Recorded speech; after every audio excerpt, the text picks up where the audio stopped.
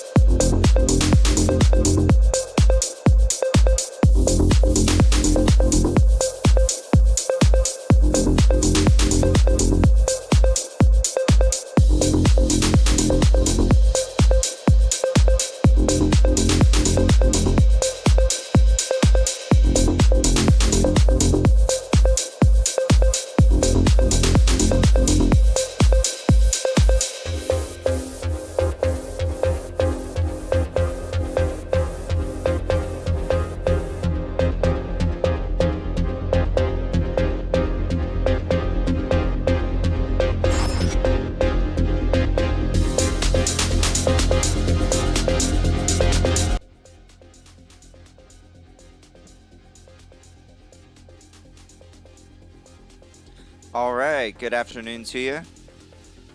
I guess it's I guess it's Wednesday. Uh, crypto, or I say crypto, Bitcoin's really just doing a bunch of nothing. Uh, but, as we've been kind of discussing, the altcoins are kind of taking advantage of Bitcoin being stagnant. As long as Bitcoin doesn't drop the ball, as I've said, a lot of people are trying to jump into these altcoins, and they've been trying to call these bottoms all year long. And you can try to play these bounces on altcoins, but I've just been kind of waiting for the sign. And what that sign was is it's what we saw in 2017. Bitcoin will have a nice move to the upside. Traders will realize that the fake is, the move is not fake. It's not just a pump and dump on Bitcoin. The altcoins will generally, once Bitcoin remains, you have long areas of consolidation and really tight price movement. Altcoins will start to finally pick up some steam. The reason is people can't trade Bitcoin, because it's in such a a close, tight trading range. People trade altcoins to accumulate their Bitcoin. So that's kind of like what we're seeing right now. Bitcoin, we've been tight. I mean, we've really been trading on a historically. I mean, it's the volume's just been gone on Bitcoin. We've really just been stuck in this $100, $150 trading range between like 10,000, 150, and 10,003. So, Bitcoin maybe might have a run up today, or I say a run up. We might maybe break this range a little bit today. We have our federal. It's rumored they're going to be cutting interest rates later today. Last time that happened, Bitcoin had a little bit of a jump. So we'll see about that. You know, we should. I'm not sure when it's released. I know I saw it's 2 o'clock, but I don't know if that's Eastern time, Central time. So you know, I figured we'll look at Bitcoin. You know, as we always do, we'll look at our main coins, and maybe we'll go look at some altcoins. They've really been on the run. But you know, just being transparent with everyone, if Bitcoin stays in this tight trading range today and we don't get any reaction off of this Fed news, I'm staying long with my, you know, my own personal account. I'm gonna keep that in Bitcoin, but my streamer's account, we're gonna move it to KuCoin or KU Coin. I like KU Coin just because I live in Kansas, but like right next to Lawrence. But whatever it's called, KuCoin, KU Coin. You know, I did a little bit of research on it yesterday. I did a small little $15 deposit because I haven't KYC'd on their exchange, and you know, after doing some back research, I don't actually know if U.S. citizens are allowed to be on there. They don't check your IP address, but I tried to go through the verification process, and United States wasn't on there. So, you know, if you guys in the chat know of an exchange, I mean, I really like KuCoin, but if you guys have any details on the Binance exchange, 2 p. Oh, nice, 1 p.m. So we're perfect timing, Mike. Thank you. So that means we'll get this meeting then within the you know, the next hour. So perfect time to go live. So I'm not sure if the US Binance exchange is live yet. So you know, because that's the one I would have naturally gone to, but I don't know. I really like the KuCoin exchange. So you know, if Bitcoin doesn't get any price movement, if this Fed news has no, if it doesn't even, you know, try to even break this range whatsoever, I'm definitely taking advantage of these altcoins, and you're gonna see why here later today. So you know, but let's get the Bitcoin analysis out. You know, just being perfectly transparent with you guys, nothing has changed. I mean, really, we're about at the same price we were yesterday, maybe $15 or $50 cheaper, $50 higher. I mean, the trading range, I mean, stagnant is the most accurate word for Bitcoin price action right now. You know, we've really been in this. I mean, I guess we kind of broke it up here to 10.6, but since about the 9th of September, we've really just been in this like 10.4, 10.2 range. So, and it's almost so tight, it's kind of even hard to scalp trade this. Now, you know, I wanna be very clear with this. I've seen this happen many times with Bitcoin price action. And the thing you want to look out for is when this does break, it's going to be very, very violent. So whether we go to the downside or we go to the upside, when we break this, it's not going to be just a gradual move to the upside. Generally, when these very tight areas of consolidation, they finally end, we get nice price action. So it's going to be interesting. The altcoins are running. So we're gonna look at some altcoins today. We're gonna look at Bitcoin, and maybe we can come up with a good hypothesis on what direction we think it's gonna go. So, but looking at Bitcoin, you can actually see we actually had a dip. Was that this morning? The 18th? Interesting. Well, it's actually trying to say here on this is Bitstamp, by the way, guys. It says that we actually dipped to 10,080. Maybe it was a quick dip. But nonetheless, your current price is 10,190 on Bitstamp, so you're probably about $10 to $20 higher on Bybit. So right now you can see we're basically hovering right at the bottom of our support box right now, and we are starting to form the candle of indecision here. So, you know, these candles, and this is on the 3-hour. And when you see these candles, it generally shows that bears or bulls, whatever you want to call them, there's not a definite area. No one really knows where we're going to go right now. So let's look at market cipher here. We're going to start by identifying our environment, just like we always do. So you're going to take your trend line. You can see, you know, nothing's really changed. We've had no price action to try to break this movement. So you have your high, a lower high, and then a lower high. And you can actually see here on the daily, we are ever so slightly starting to build bearish momentum now. So we're going to watch this closely. Maybe we can show a much lower level of, selling pressure. Oh, let's get our trend line out. Maybe we can show something like this. We already popped our buy signal, which is right here. Popped your green dot, and you're showing lower levels of selling momentum, but it's just starting. So I that's kind of inaccurate. We are now on the bear side, but at the same rate, it looks like we may be rounding off. Let's zoom in this. Let's see if I can stretch this out. We're going to keep a close eye on this though. Yeah, you can still see she's still growing. So I don't want to call this off yet. Let's check the 4-hour.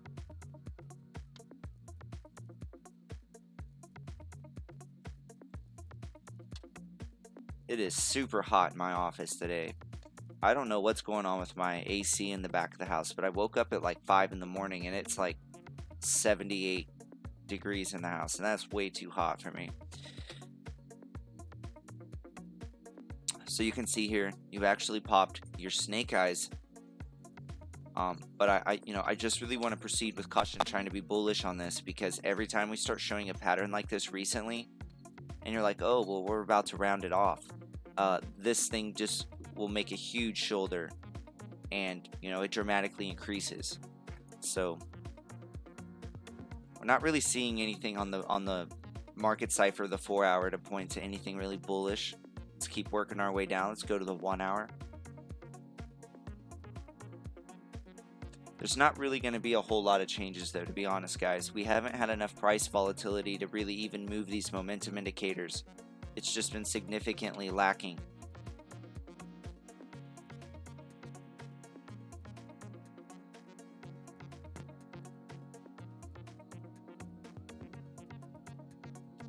So, I mean, obviously we had some negative selling pressure. Here. I think I need to clean my mouse out. But obviously you can see we had a little bit of selling pressure from this, but overall we're not really building much higher than our anchor wave.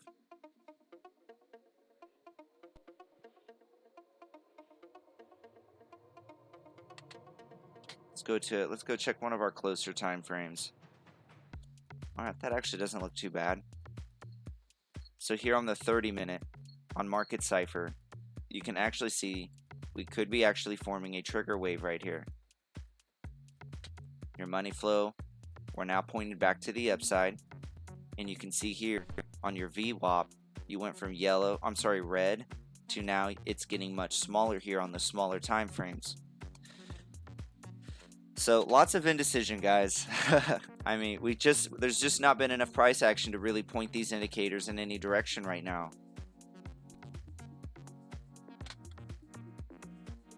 So let's look at the actual physical chart. So you can see here, this makes me wonder if someone just fat fingered the sell button, because you can see we had a flash crash, pretty much, if that's what you want to call it. It's been so stagnant. $100 candle like this is pretty immediately. This could have been literally seconds. But according to this right here, we had a bottom of about 10,080, and then you had another. We're actually forming. This is the, thanks to the community, a Darth Maul candle. I always call it the indecision, but I am a Star Wars fan, so that's pretty cool to see that assimilation. But nonetheless, you're sitting right at the bottom of our support box here, which is it's like 10,180, 10,200. We actually wanted to make a trend line out just so you could see the touch points.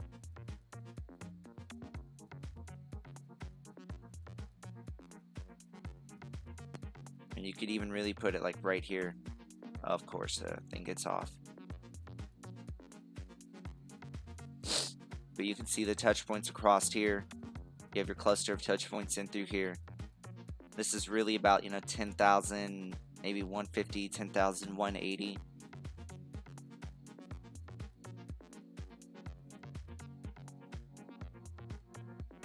So Bitcoin's just doing a whole lot of nothing, guys. there's not going to be a lot to look at here from a technical analysis standpoint. Just nothing's changed. So hopefully we get some news here in the next hour. Maybe we'll get some price volatility with it, and we can have some, maybe do some live trades. But honestly, I think this is really going to be more about looking at altcoins. We can look at stocks if you want.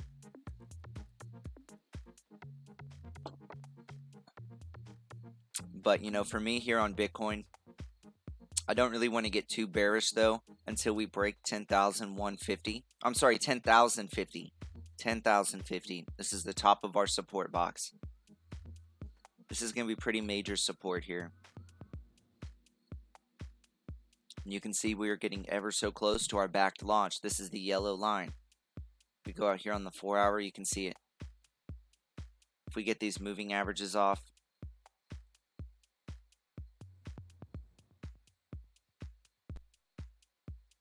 this is the back launch, the yellow line. I just have this as a representation so you know how close we are getting to our date.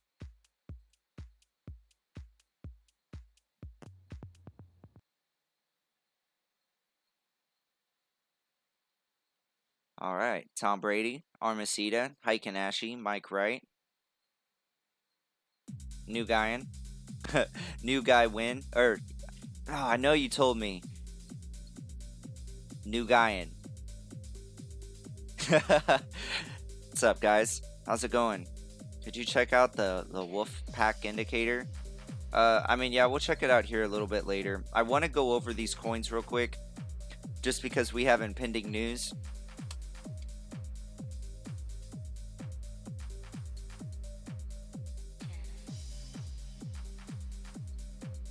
Once we get some price action and we kind of get this, we see if we're going to make or break this trend, we can go and investigate some other indicators to look at.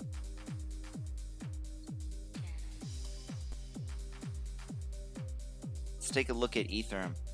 Actually, Ethereum's on Bitstamp. Let's just look at it through here.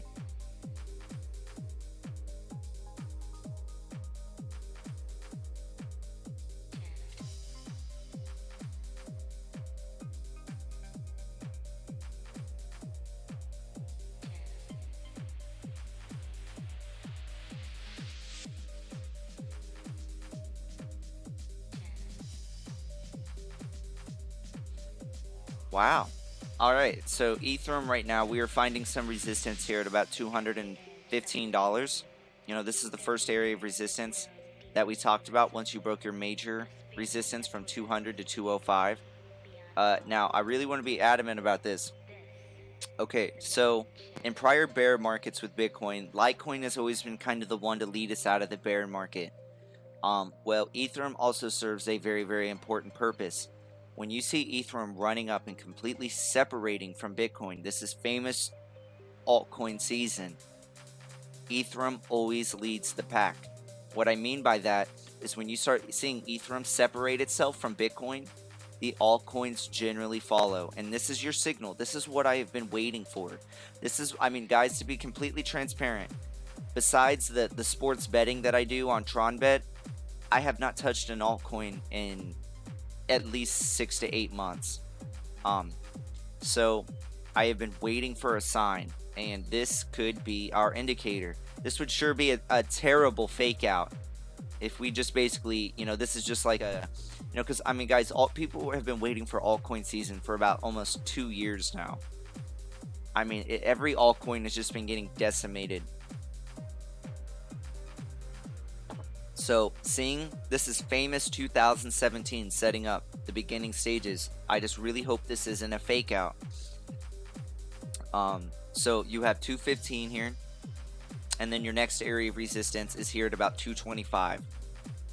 You'll have a little bit of, you're gonna have a little bit here at 220, just because I remember this from our prior price action when we actually had a trade setup. Okay, I guess we're on the 4 hour. But we used to have an old trade setup, and it's still in place. But once you break 235 on Ethereum, which is right here,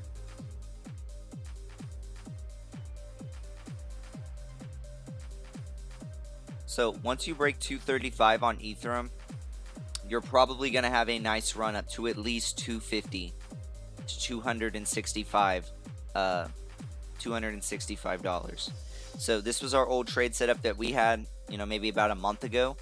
We just couldn't break 235, and it was always contingent on 235 breaking. So you know, here for Ethereum, we can now take this box here, and we can now flip it green. I'm gonna go and get rid of this one. I'm gonna kind of clean this up a little bit.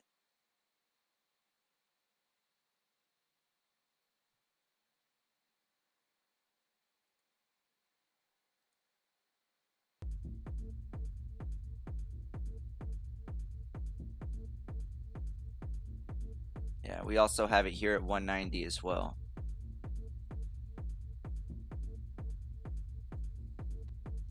All right. And then we're going to go ahead and we're just going to get rid of this box here.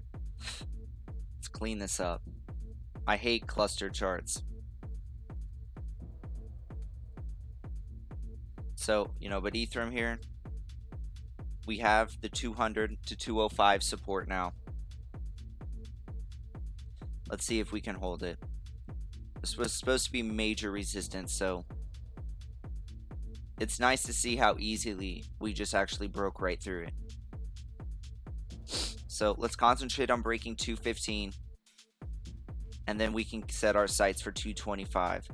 Now, if we can break 235, Ethereum will have a pretty nice run up, but I don't want to get too excited because we showed and flashed this trade setup, you know, about a month ago, and it just never came to fruition. But Ethereum was never separated from Bitcoin like it is now.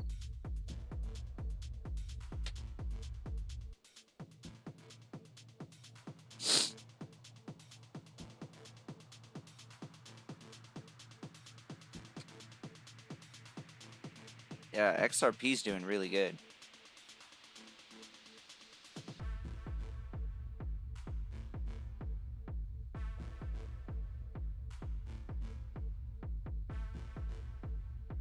All right, have we closed a daily over it? All right, so you know, this is pretty much what we've been talking about. If XRP can close a daily over 30 cents, I will stay extremely bullish on XRP now. You know, this 28 to 30 cent resistance was going to be very, very tough to break. Let's get this spread out like this. But we eventually did it. We're now above our 30 cent resistance line. Man, what a crazy bullish engulfing candle we have here. We actually hit a high of just over 32.5 cents. That's very nice. So what I would like to see is maybe if we can come back down and get really close to 30 cents, tap off of it as support. Let's confirm that this isn't fake. This is real. You know, once you break resistance, it's theoretically support. So especially the longer you hang above it.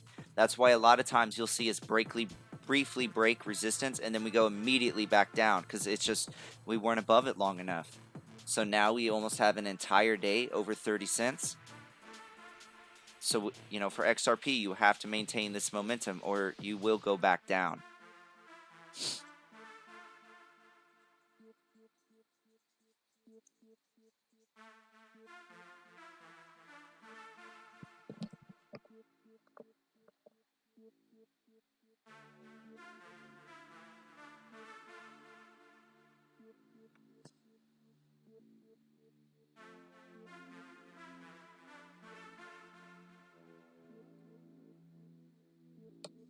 All right, hey, give me 2 seconds. I have to open the office door. My dog shut it, and honestly, if my door's shut, I won't get any AC. Our AC's struggling in the back house. Literally, give me like 2 seconds.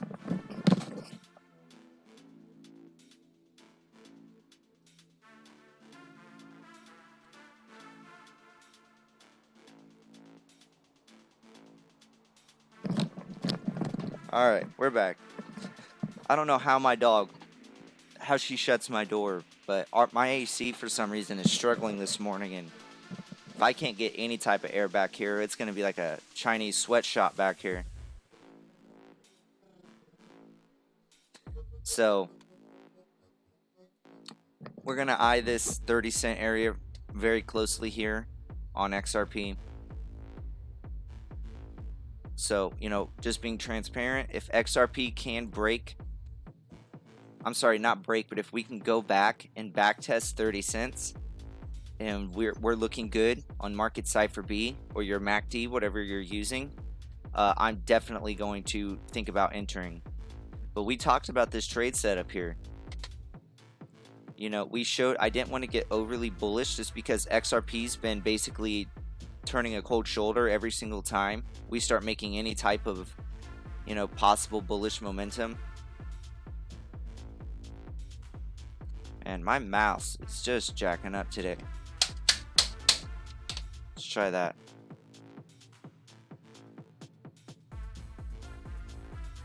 So you can see how we basically showed something kind of similar, not nearly as nice as what this was, and we literally got no reaction whatsoever.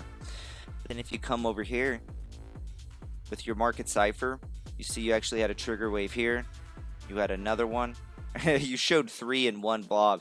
We talked about how bullish this was, but I wanted to wait for 30 cents to break. And, you know, here we are.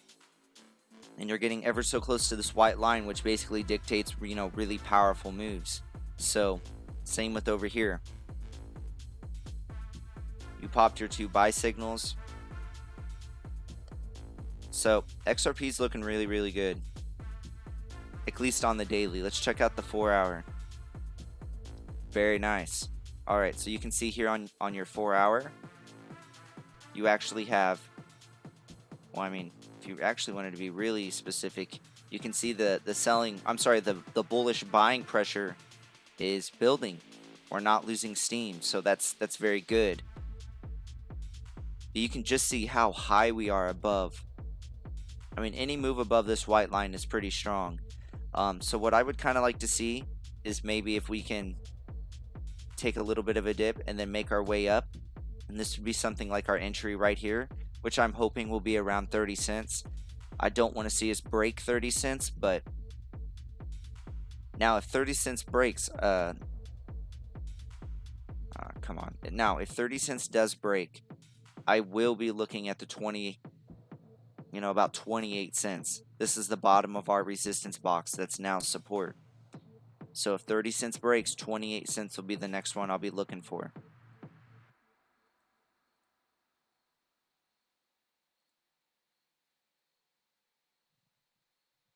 If you're looking for our next area of major resistance on XRP, it's going to be right about right there. And the current price of this, it's about 32.5 cents. Oh, I remember that. 32.5 cents. That brings me back.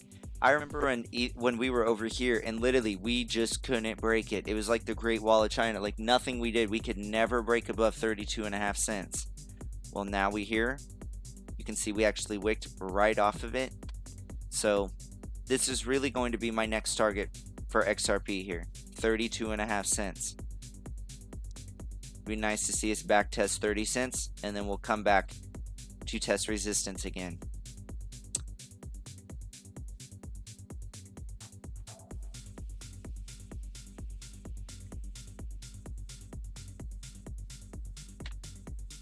So here, I'm gonna pull up my CNBC app on my phone, the business channel.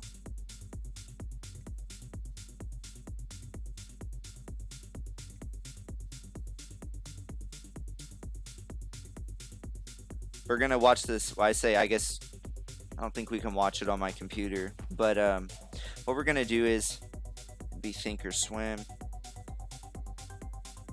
The Thinkorswim app actually has the CNBC business channel like actually made in it, where you can watch TV off of your phone. And I know they're going to be broadcasting this. It'll be on Trader TV, CNBC US video. Alright, I have it up. So I'm watching CNBC Business on my phone.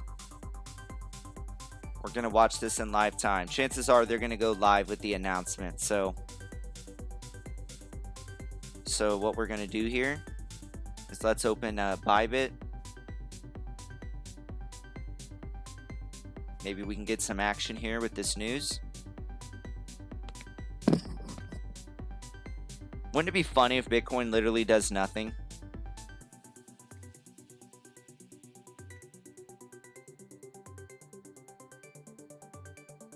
Yeah. Yeah, gold is, I'm telling you. Oh, thought we were going to get it for a second. Alright, so we got CNBC up. It's probably going to be breaking news, so.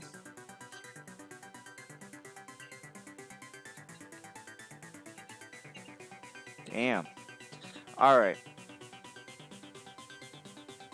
If there's any altcoins or anything you want me to look at, just let me know.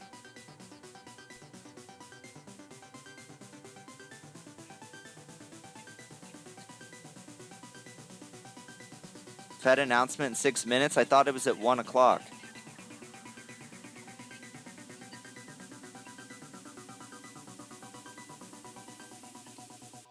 Can we get a confirmation of this in the chat? Is the Fed meeting at 1 o'clock or pretty much imminent, like any minute? I thought it was 1 p.m. Central Time, so 2 p.m. Eastern Time. I was like, I thought we still had about 30 minutes left.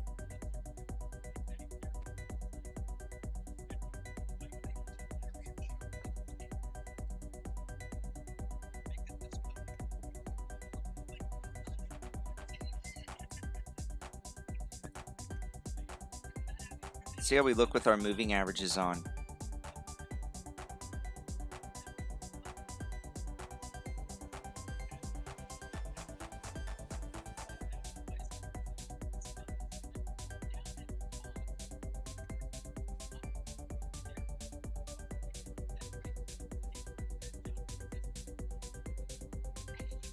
Alright.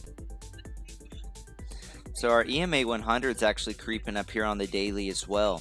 And this is actually a really bullish sign for Bitcoin, because now in our major support box, you also have your EMA 100. Usually with this support box, the EMA has always been slightly under it. Well, now it's actually, and not only that, but it's under our, if you do your fibs from a swing trader standpoint, it would be at the 618 here, which is this green line I have outlined at 9,900. Your EMA 100 on the daily time scale, right there. It's basically at 9,850. So we're looking good from an EMA standpoint.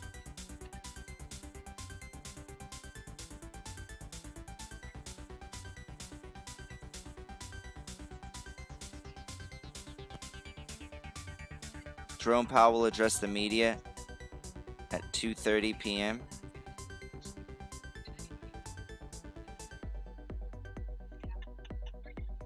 Okay. False cap 59. Oh yeah, Tron's actually the one I'm looking to get into actually. So sure. It's weird. Do they even have KuCoin on here? They don't. Weird. All right, so we're gonna have to go look at, let's see, an exchange that would have it. I know Binance has it, so let's just check Binance. Be the easiest. Damn. So Tron basically came right back up. So this is really our trade setup here for Tron. It is looking so nice. I wish I would have sent my funds last night, but this whole Fed meeting has me kind of like, but Tron was like at 165, 168 last night, and it was just looking so bullish. But stupid Bybit, I hate their withdrawal times, it being 3 times a day. But I'm telling you guys, you break about 182, 183 Satoshis on Tron, you will go back up to about, you're going to have a little bit here at about 195, but I'm telling you, you will most likely go up to about 220 Satoshis. Let's look at this on the 4 hour. Let's see if we can see any more kind of data. Yeah, so if you break 180, you're definitely going to go back and test about this 195, 200 area. You can see how you have your touch points. It's not even that great. You have one little wick here, and then you have two right here at 195. So this 195 200 area will be my first target. But after that, you have your 220, and then you're looking at your 240, 250 range. But I'm telling you, the big test for Tehran is going to be here at 270. I have a lot of buddies in the DApp space, and they mess with Tron, and I gave them the warning at 270 satoshis. It was time to get out once it broke, but you know they're still holding. I've been giving them a lot of crap the last month or so, but nonetheless, Tron has by far, and I know Tron gets a lot of heat. Oh, it's a shit coin, it's a crap coin. If you want coins that are going to have the biggest gainers, you want coins that have giant, strong, and loyal communities. Tron has a huge community, and it's literally probably down over 90%. You don't want coins that just get pumped by whales and they have no community, they have no developers that stayed and worked through. You want teams that build, whatever you want to call it, like the Binance guy calls it. You want teams, you want currencies that were building through the bear market. They had established communities that stuck through it. You know, and love or hate it, Tron has a huge community. You can't deny it. It's like almost like a cult following like Tesla. And this move was, well, I mean, we've talked about it. Tron is so oversold, especially from a VWAP perspective. I mean, look at this. This goes all the way back to about the last week of February, the beginning of March. And you know that when you're showing any type of bullishness, especially on the daily, and you're this much in the red, you can have absolute violent moves to the down or to the upside.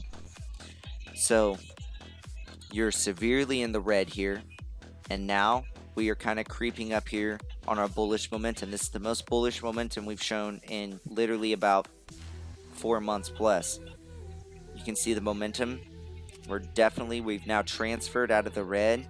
We're now in the positive. You've definitely made a higher high. I would like to see maybe if we can go back and test 170 and enter there, maybe 165.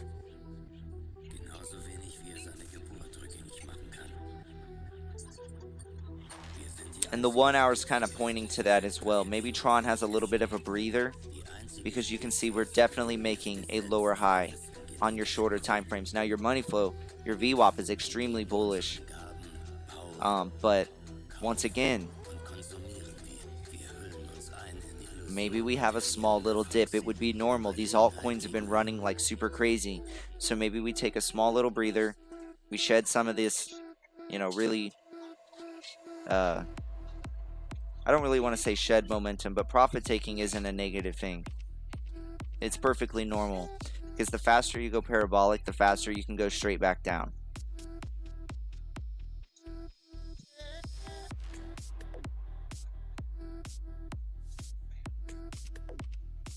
Litecoin made some gains.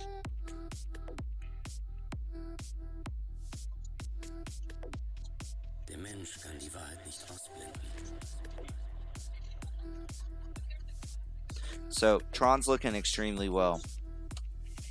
Current Bitcoin price is 192, or I'm sorry, 10,192. You can check IOTA. Wow, so we're above our resistance box here on IOTA.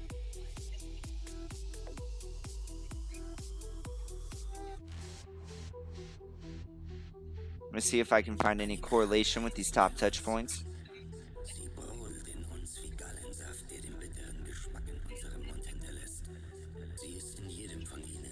That's going to be one.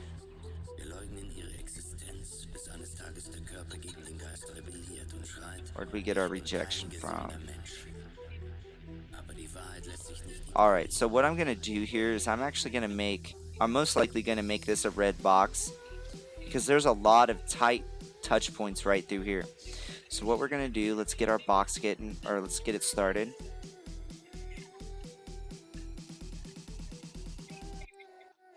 We're going to turn this red.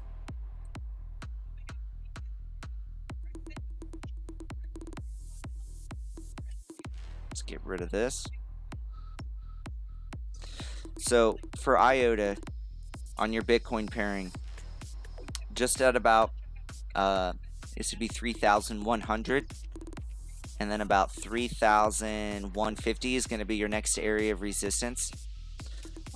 With your top resistance box here, it's literally just at about 3,300. But you're really going to have some major resistance here at about 4,000. You can see all the touch points. You have 1, 2, and then it acted as resistance here. So you have its support here, and then it's resistance. So this is a definite area, I don't want to say of concern, but so 4,000 is really the goal that I would have here on IOTA. But first, let's concentrate on breaking 3,200. I'm sorry, 3,150. This is your most, if we zoom in here, it's right here, the top of this box. So let's concentrate. Yeah, let's just call it 3,200. And then you have your 3,300 right above here. Honestly, I could probably make this whole box red here. That would probably be the most accurate, but we're going to keep it simple here. And then this box would now be support. We're now definitely above it. And you can actually see here, we zoom in, basically you can see where we sold off and pretty much got bought right back up. So, I mean, it's not a direct touch point, but there's definite support now above this resistance box. So that is a very good sign. And if we look here on the daily, I'm telling you, these altcoins look amazing on the daily. If Bitcoin doesn't drop the hammer today and just like really start falling off the face of the earth, altcoins really have a ton of room to run. You can see here on the daily, let's get our brush going. You have your green, you have your buy signal here. You're showing lower levels of selling pressure on your daily. Let's go to our 4-hour. It's very clear to see how your bullish momentum is building. Let's go to the 1-hour. Your 1-hour still looks just fine. We could be rounding this off, so maybe, but if you look here at the price action, we have a little bit of sell-off here from our resistance box. I say a sell-off, profit taking. Sell-off is a little bit extreme. And we'll check the smaller time frames. Yeah, and you can see it here. So on IOTA, you are building your next wave here. But if you don't really start going back to test that resistance box, maybe we have a little bit of, maybe we actually come back down and test this box again at, what would be this price here? About 2,700 Satoshis. So if you can't build this next wave here that you're starting to form, if you can't go up and test our resistance box again, with our first one being, as we discussed here, at about 3,100, I would be expecting a test of about 2,700 Satoshis. Let's see if we can actually see this on the 1-hour. It looks like we're trying to build support a little bit higher here at 2,850. Let's see if it's visible. I thought they were releasing it. Yeah. Alright, so it's not perfect yet, but the first area I would be looking for a bounce is about 2,850. You have your candle wick here, and you have basically the start of your candle right here. This is about 2,850 Satoshis. But if you break that, definitely I think we're going to go test, roughly about 2,700, and this is on IOTA.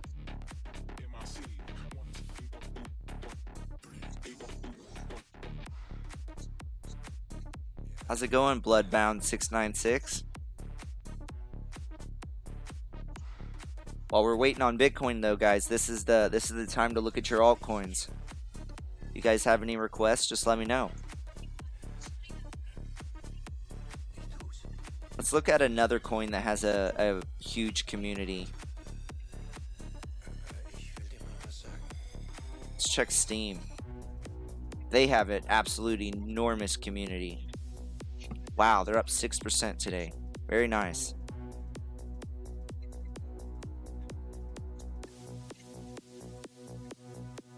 It's weird though where we're kind of hitting a top. It's very strange. Let's see here.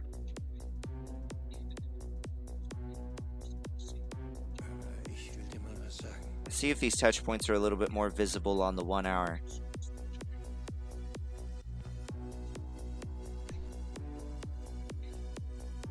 Alright. The touch points aren't as nice where we're getting rejected now. You would think we would maybe go up somewhere around here, where you have all these areas of consolidation of touch points. And then you have your wick as resistance right here. So we're going to build a resistance box here.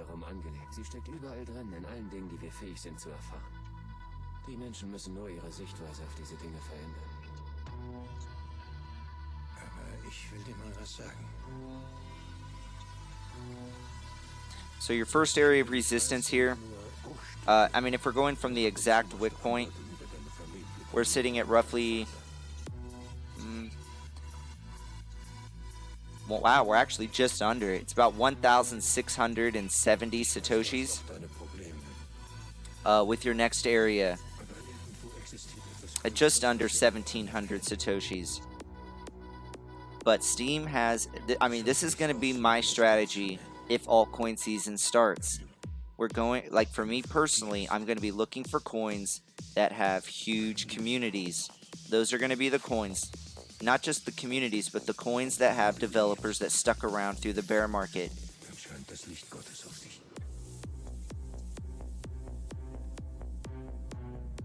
Get some more futuristic ones.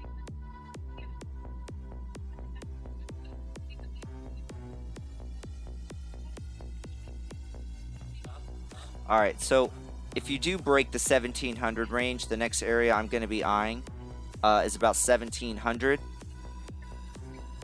And you can see where we have, it's not perfect. These touch points are so, you know, this is, you know, especially with Steam here, these boxes are going to be more fitting than actually like having designated lines.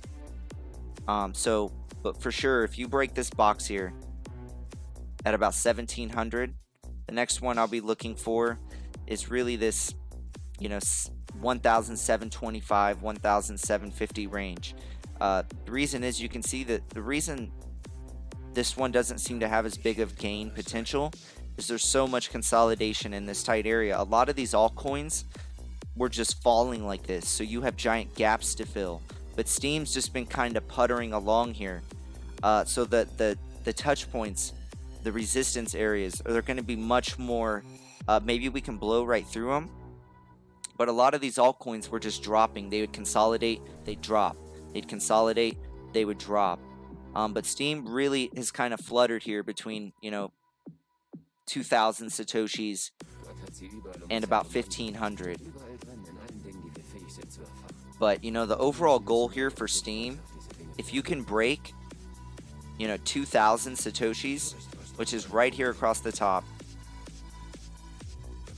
You can see the touch points here, here.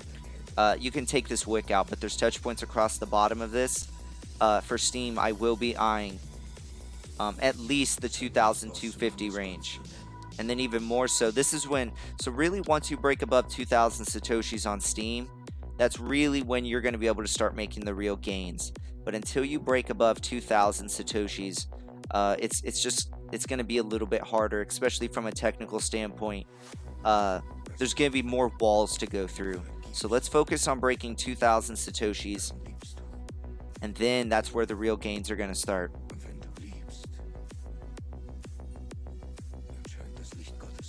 Alright, we have about 10 minutes, chat.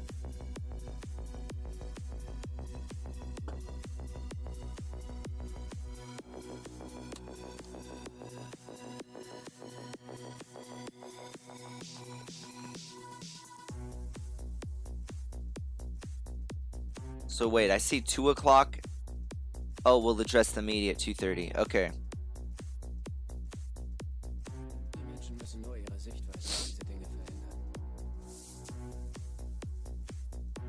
All right. Nonetheless, the announcement should be here within the hour.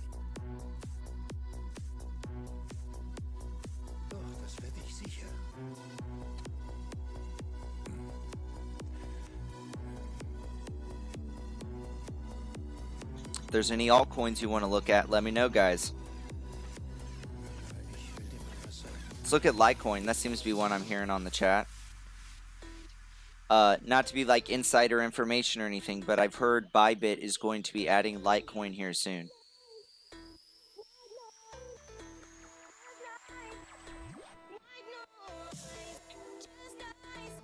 Well, that's nice. You can tell it broke our support here. No way. Okay, I see. So this is now going to be red. So for Litecoin now, you're coming up to your next resistance here at about $81. Or, I'm sorry, $80. With your next area of resistance here sitting just at about $85. So you have 80 and then 85 is resistance. If you're trying to look for areas of support, you're looking at about $75. We've now flipped this. If we look for our touch points, we can flip this to green. So you have support here at about 75 and then $70 here. We're on the 4 hours, so you can see the touch points though across the bottom here.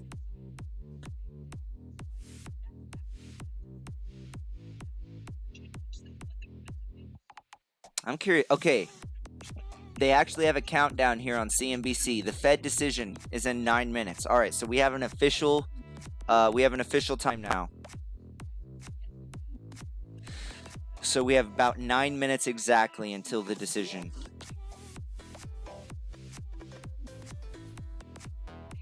So I know I keep repeating this, but if you guys want to look at altcoins or stocks or something, this is the time to do it, because if Bitcoin's going to move, it's going to be with this decision here.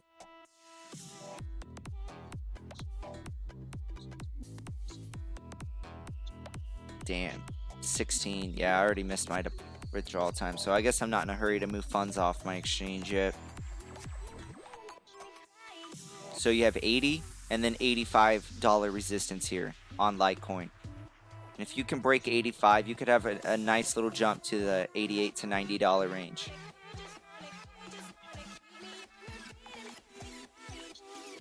The real fun's going to start on Litecoin once you break above $100.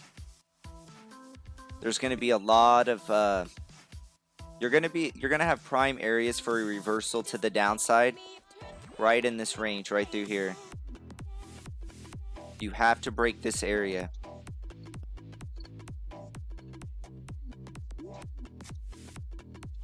But my overall target on XRP, or I'm sorry, on Litecoin, of course, is going to be 100. But if you can break 100, it's going to be the 110 to 120 range. Your 110 resistance is right here. So this is really your 100 right across this line here. But you have your 110. And then you can see your 120 across the top here. It's support right in through here, and it's your resistance across the top. Of course, that is contingent on breaking $100. I'm not saying we're going to 120.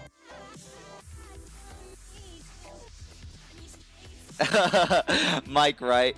Dude, that is exactly what I'm thinking is going to happen. We're going to get this announcement and nothing is going to happen. Nothing at all.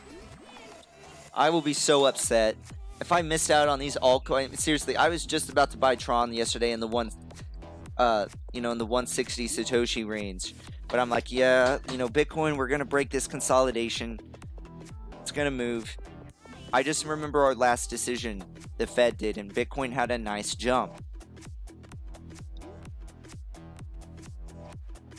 But if Bitcoin really has no reaction to this, it just shows, I don't want to say someone's manipulating the market, but it makes you wonder if market makers are holding the market steady so the altcoins can run. Because as we all know, altcoins, there is no hedge to Bitcoin when Bitcoin starts dumping. I guess you could say, oh, well, Tether, that's not really a hedge, though. That's just like a safe haven. Your dollar value won't decrease. But there's nothing that's going to gain in value while Bitcoin is tumbling. That is a cryptocurrency.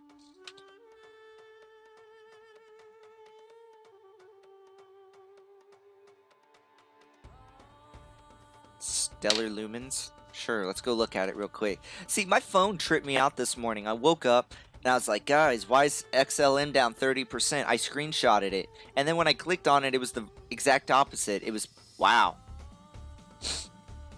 Damn. This is on the 4 hour. What does it look like on the daily? Jesus, criminy. Alright, well, you can see we broke above our first area of resistance, but now we've rejected it and we've moved back down. So the next area of resistance here, I'm sorry, of support that I would be looking at is about, I know that's a little bit of a, man, that's about a 10% drop, but it's about 700 Satoshis on XLM here. With your next area. So no, we're above it. No, we're above it right now. I don't, oh, it's probably because we're on the daily right now. All right, do you see this? So scratch what I just said, guys. 750, you can see our resistance here, and this is why I really try to teach you guys what I'm writing on these charts and how I come up with these support and resistances, all right? So you guys can learn to do these on your own. If we zoom out here, we're probably going to have to go out on the 4-hour to see it. If I was to stretch this out, you would see that we would be sitting basically right on top of this line right here. If I make this another line, you would see it right there.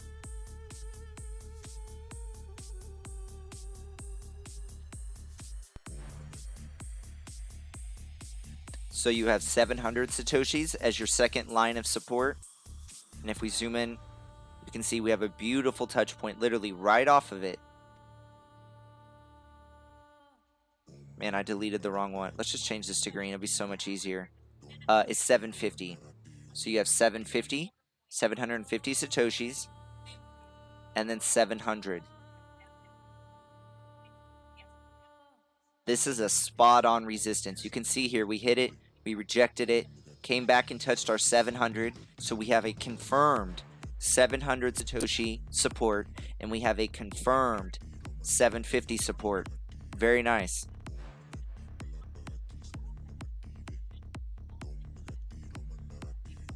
If we're going to look for price targets, all right, we're about 3 minutes away from the Fed decision. If we're looking for price targets, though, I'm really going to be looking at about 800 Satoshis.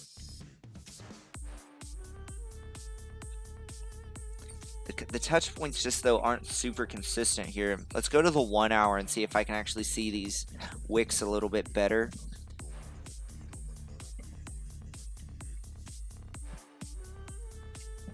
Yep. All right. So I have confirmed. So 800 Satoshis will be our next resistance. And then after that, definitely going to be eyeing the 820s will be a little bit harder. I'll draw this line out here. I'll show you how I come up with this. I try to show you guys how I come up with all of my lines so you can learn to do these yourself.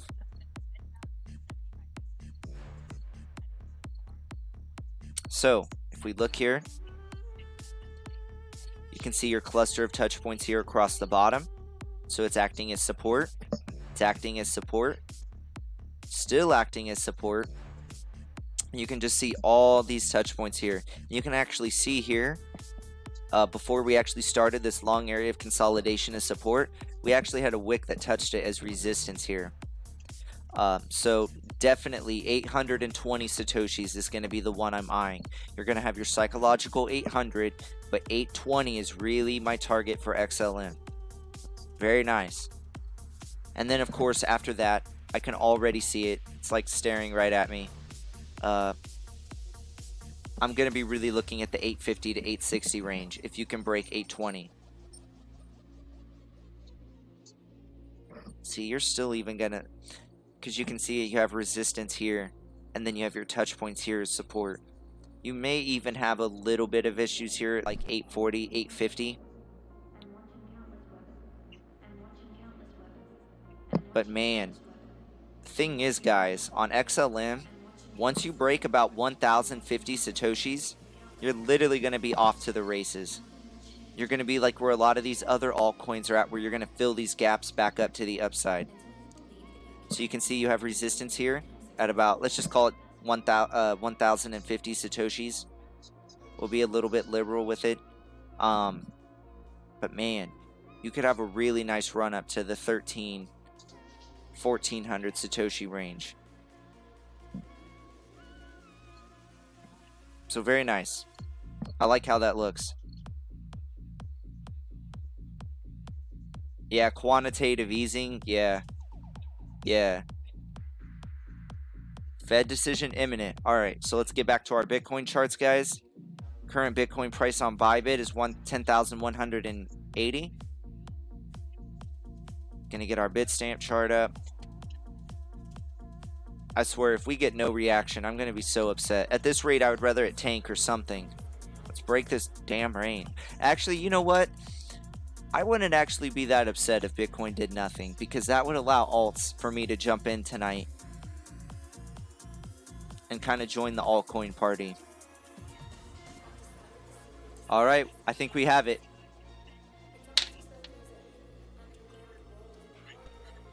All right, they lowered it by a 1/4 point.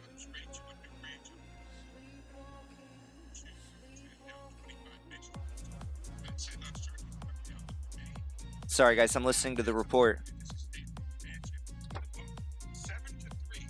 7-3.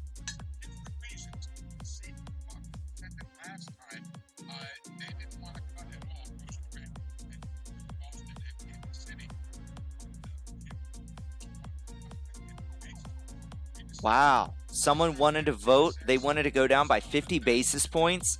That's not good. The Fed actually wanted to go higher than a 1/4.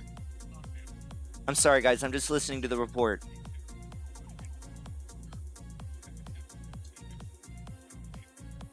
This is CNBC Business if you want to watch it. S&P's breaking. We're hovering at the $3,000 mark.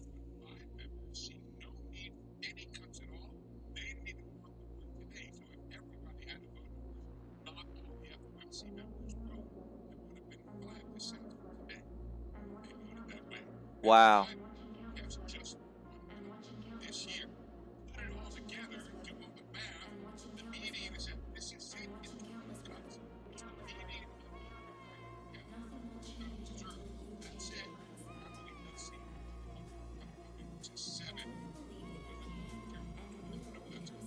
So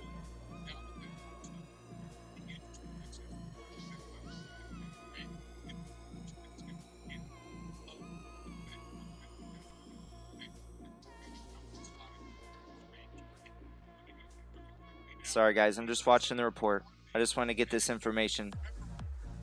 All right, Bitcoin's pump. We're having a little bit of a jump. 10,220. They're expecting one more cut this year. I don't know if it's this year, but they're expecting one more cut, and then that's it.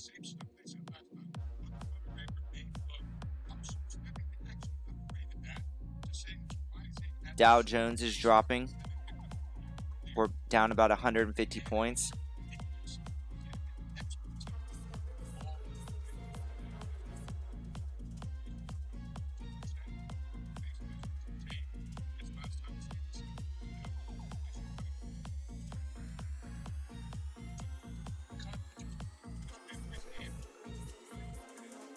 So the Fed's divided. That so basically what I got from this is the Fed is really divided right now. Someone actually voted to cut it by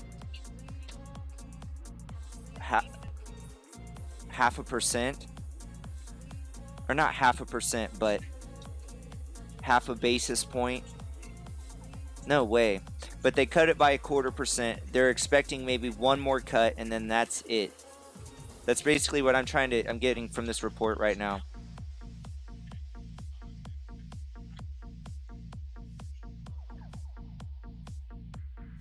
Gold is dumping. We got a $30 move. Dude, you should see the Discord sometime. Like, oh, we're pumping, and I'll like look at my phone, and we'll be up $30. It's like, man, this market has us desperate right now. We just want anything. Gold's dumping. Let's see if gold can break $1,500. That's gonna be pretty decent support. The gold COMEX.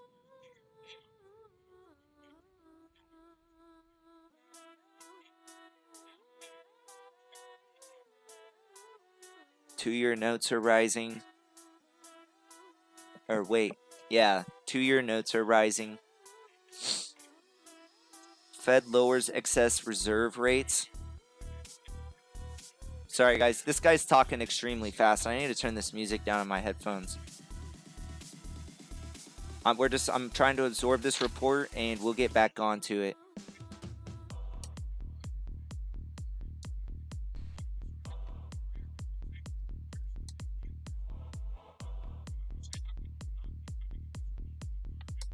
and the Fed is divided. That's really the biggest thing I'm getting from this. You have half that think we're doing okay, and then you're half that think that are trying to. So you have to realize, guys, in a low interest rate environment, when your interest rates are really high, that promotes people to put money in your bank account because you're going to be gaining interest, but that also means you're going to be paying higher interest on your debts.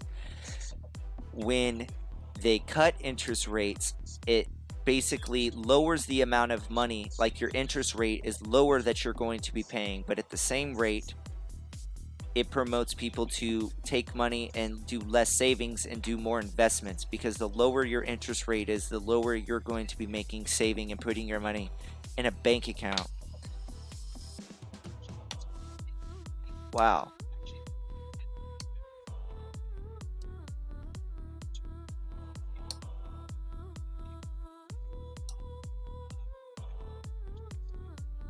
All right. Well, we got our cut. Look at the debt crypto ratio US. Yeah, I'll definitely check it out. I had got my gold support at 1,494.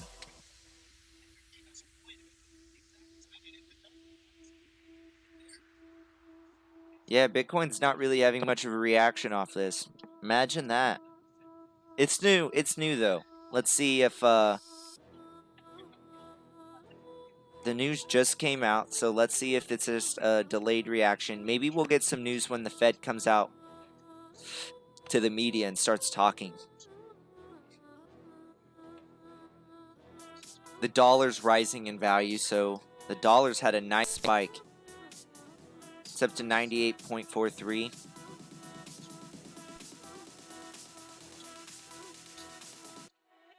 The dollar's actually looking pretty strong.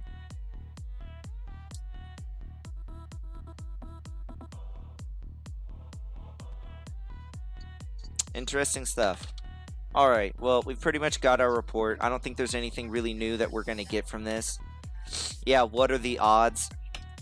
So the Fed, the interest rate, they got cut by about 0.25%. The Fed is extremely divided. One guy actually wanted to go to a half a basis point. That's actually pretty drastic. Of course, that didn't happen. But nonetheless, what I'm getting from this report is it looks like we're going to have maybe one more cut. But you have half the Fed that thinks we're doing just fine, and then you have the other half that they're asking, there's no reason, like, why are we not cutting rates? So, very strange. The dollar's rising in value, so I know that's not extremely bullish for Bitcoin.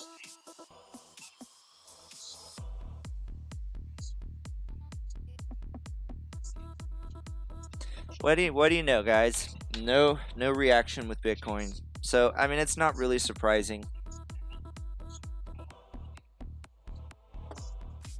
But cutting interest rates, if you think about it, is extremely bullish. It promotes investing, because there's no reason when you're in a low interest rate environment to be sticking your money in a savings account. You're paying less on your debts because the interest is lower, and so therefore it promotes spending and investing. All right. But let's see if we get any kind of like quantitative easing, any kind, like I said, we may, if our reaction, if we're going to get something off of this, I think it's going to become, or it's going to come from the actual meeting from the Fed that's here in like, what, 20 minutes? So, dump incoming? I don't think so, man. The reason being, I mean, granted, it's very possible. When Bitcoin breaks this range, it's going to be violent. Bitcoin, when you consolidate in a range like this for this long, you break it drastically in a certain direction.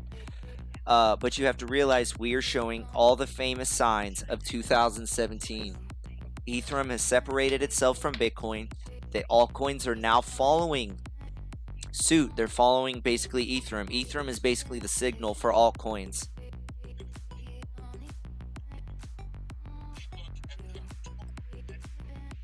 One second. There's more news.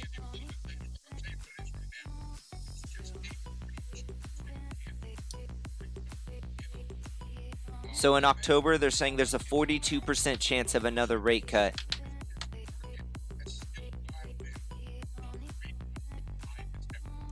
And they're saying we're probably going to have another rate cut by December. Okay. So I have CNBC Business up. We'll see if we get any kind of updates from this. One more than the moon. Yeah. You know, I mean, Fed rates don't directly interfere with, with cryptocurrency. But, we did get a reaction off the last rate cut. So it's kind of shocking that we're not getting anything from this. But if we can get some type of news with quantitative easing, or especially if the Fed is manipulating the stock market by pumping tons of funds in it to sustain it, maybe we'll get a jump off that. So, but nonetheless, part of me is actually kind of happy that Bitcoin is having no reaction because, like I said, I'm very excited. Altcoin market is one I made a lot of money in 2017. We're showing all the famous signs of it. Bitcoin is consolidating. Ethereum is now leading the pack. And honestly, we've looked at this the last week or two. Altcoins are looking extremely well on the daily charts. It's looking like we're maybe going to curb some of the selling momentum. We're showing a lot of lower levels of bearish momentum. The money flow is extremely in the red, so you basically have a lot of room to pump. So part of me is actually not upset about this at all.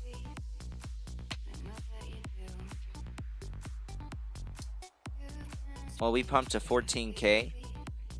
Well, based on the charts, no.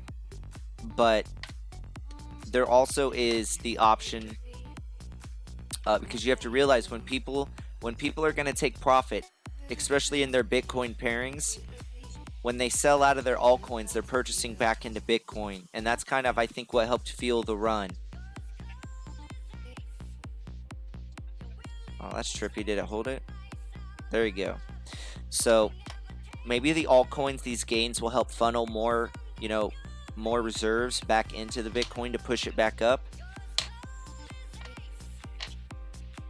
But no, based on this, no, we're not going to fall. But also remember, we have September 23rd is the back launch. But also realize this too, guys. I have this circled. So we had this dip earlier this year where we went back down to like 7,500, 7,400. This date that I have circled, June 12th, this is when we got our date for the backed launch. And we immediately followed. I mean, we pumped to the upside dramatically. So, something I want to bring to your attention. This backed launch may have already been priced in. We may have already bought the rumor and we could actually sell into this. So, it's just something to keep in the back of your mind, guys. I know a lot of people are excited about backed. I'm excited about it. But literally, if you look at the date that Bitcoin started pumping, it is the date that backed got an official launch date. Or it's the day we had an official date of launch, which is, I think it was like June 12th. And if we go to June 12th, it's right here. This is literally the day we started pumping.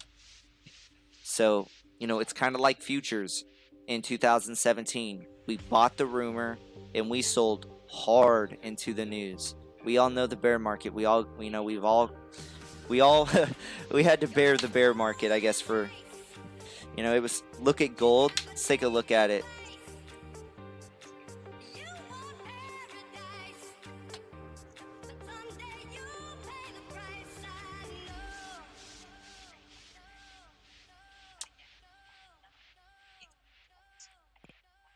The GLD. So the gold trust isn't actually doing too bad. Let's look at the actual gold price as a whole.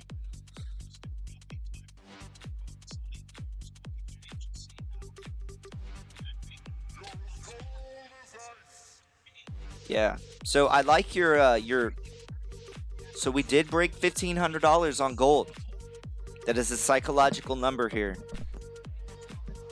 And know that gold is a safe haven. A lot of people try to put gold and Bitcoin into the same category.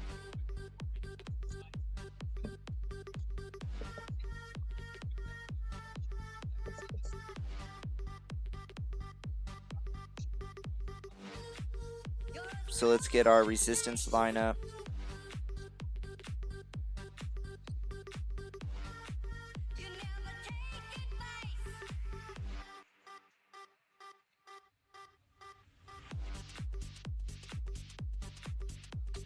Let's see, can we draw? Let's see if we can get a trend line out of this. It looks a little too, yeah, that's what I was thinking. Can't draw anything from that. So we really are showing some stiff resistance here at about 1,505, 1,507, and we have now broken our psychological $1,500 mark.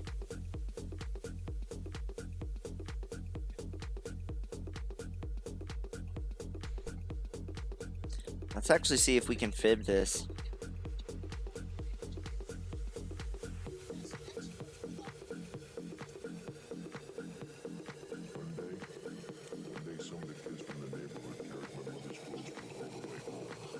Very interesting. We're basically flirting with our 236 here on our fibs. So if we're going to bounce off the 236, that'd be about 1,400 and around 87. But look at this. I want to bring this to your attention on gold. Not a lot of consolidation through here. If the bears want to take control, they can fill this gap. That could put gold at roughly about $1,450.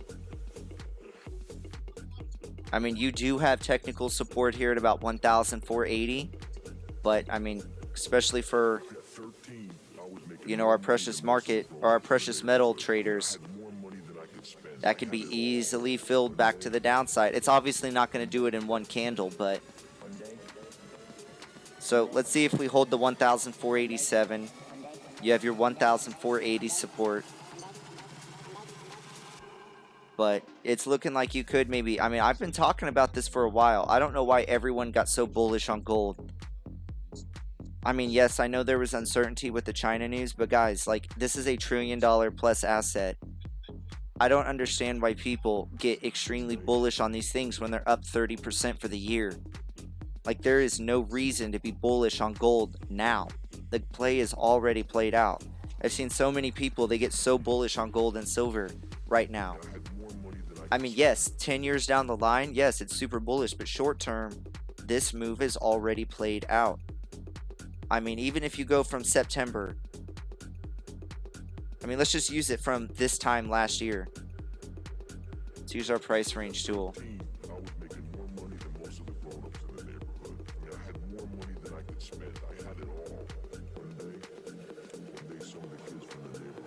There you go.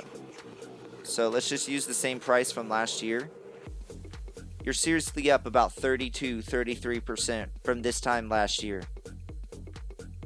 This is insane gains for gold right now. And silver's had even a better run up. So, I don't know. I've just noticed, I've been looking on YouTube. You have all these people extremely bullish on gold. And it's just like, I mean, I think I was really the only one that was calling for a pullback on the gold trust.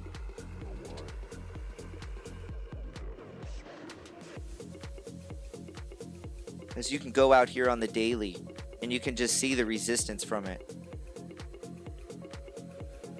Your 150, I mean, it's really your 148 to about 150 is going, I mean, it was going to be major resistance here on your gold trust. This is the, it's kind of like an index I treat it as, but I traded this in the stock market.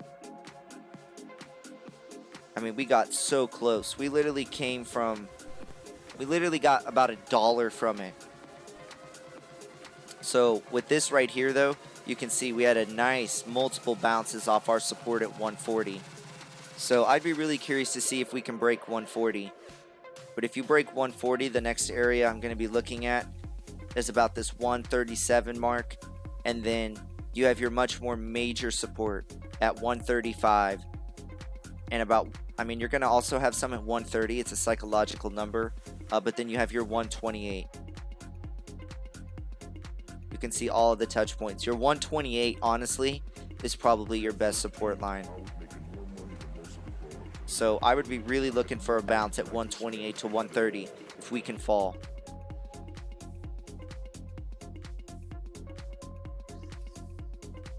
130. Yeah.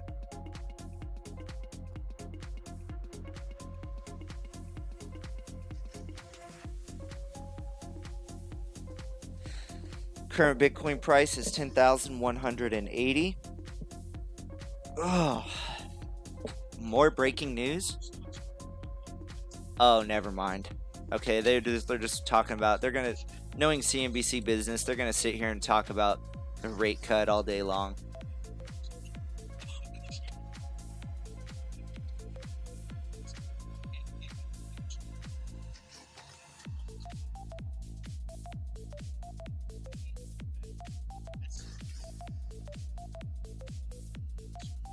So let's take a look at good old Bitcoin. Still not really doing much. 10,180.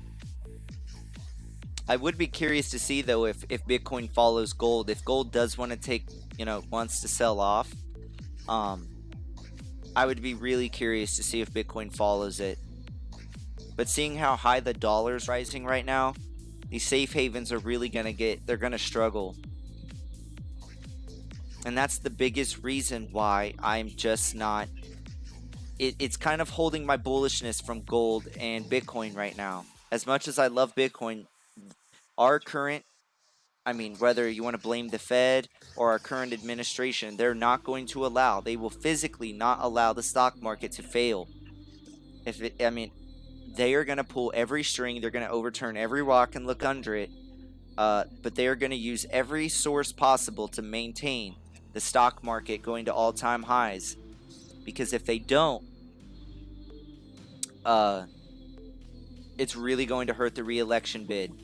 Now, generally having an extremely strong dollar is not super bullish on stocks, but from a currency standpoint, a really strong dollar is bearish for, your safe havens like gold, silver, Bitcoin, anything that is like considered maybe a hedge to the dollar.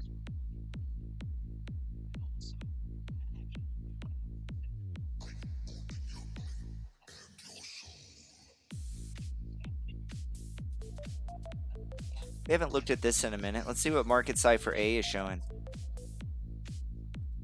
It's been a while since we've looked at it.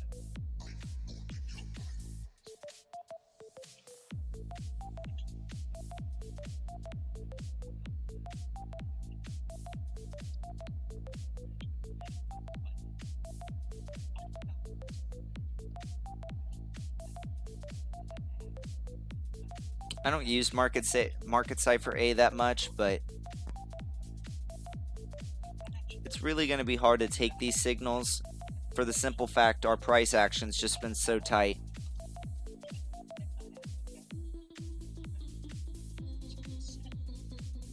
See if we can see anything on the 15-minute.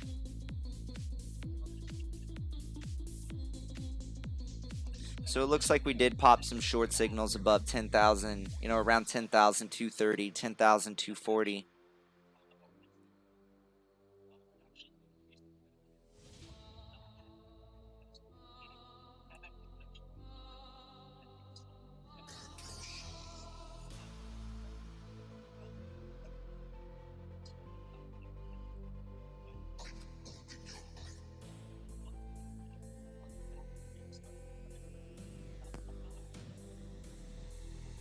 You've been looking at Bitcoin, you've never seen Bitcoin have 6 days in a row with red closes? Yeah, I guess I've never looked at it from a standpoint like that. I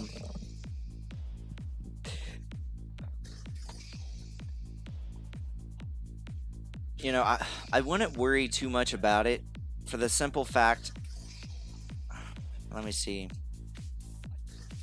We've just really been consolidating in such a tight range. And whether the bottom drops or the bulls take control, I think you're going to have to already be in this to capitalize on this next move.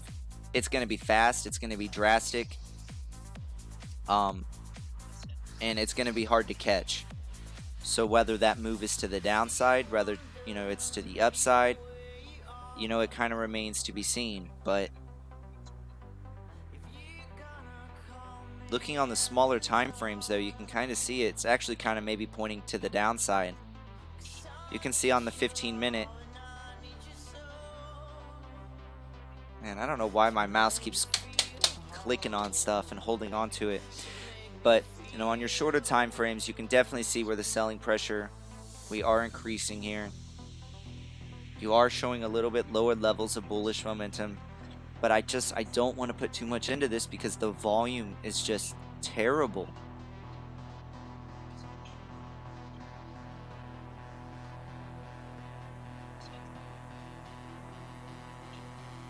Let's see how it looks like from the MACD perspective. See, from the MACD perspective on the 4-hour, you actually look pretty bullish. It actually looks really nice. If we zoom in here, you can see it.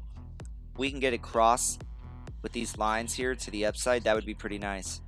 Let's check the 1-hour.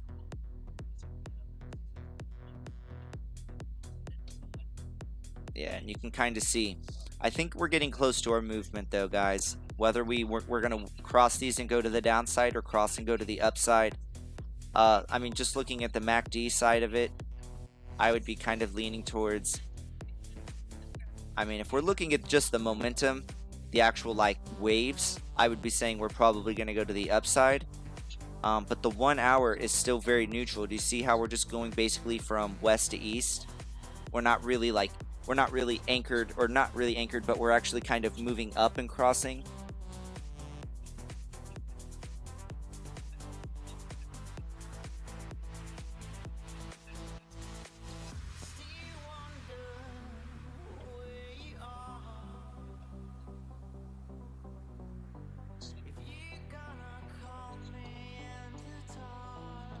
But what's weird though is if you go to our closer time frames, you're actually showing that that bullish momentum we were looking at is actually not that great, and we're actually about to sit here and cross. So it's just so much indecision in the market right now. That's why I really like to get into the volume. Yep. You're ready to long this thing? Hey, S3V4R. Good evening.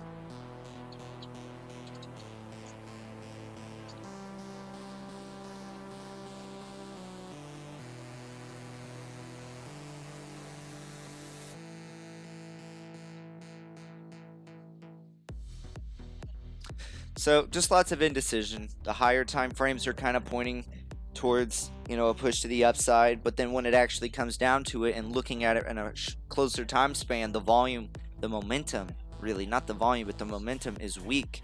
You can see it here on the 15-minute, and it actually looks like you're darn near about to have a cross to the downside. We go to the 30-minute. You can see it here as well.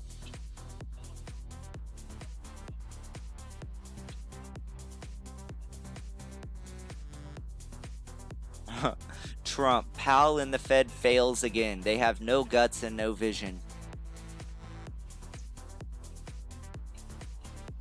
Which is weird, as I thought Trump wanted interest rates to be cut. Like, I thought he wanted interest rates down.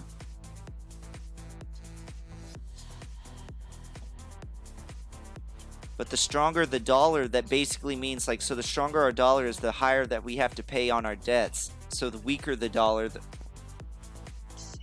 Alright, so the Fed chairman's actually about to have his conference. I don't know if they get a time limit on this, but they're now showing the podium. No one's standing there yet, but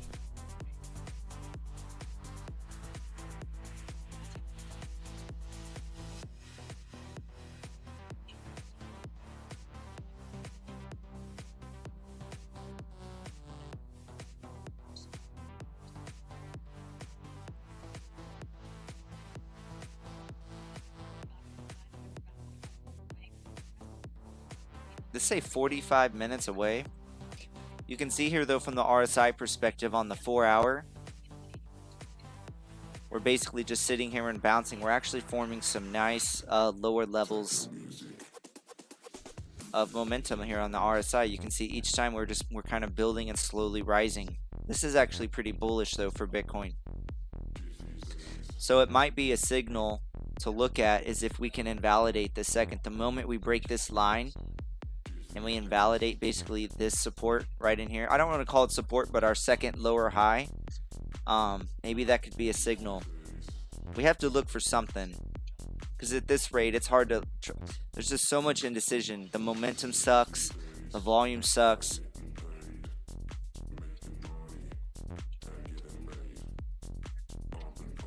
Oh, shoot. He's coming up now. So if you have CNBC Business up, the Fed chairman's up now.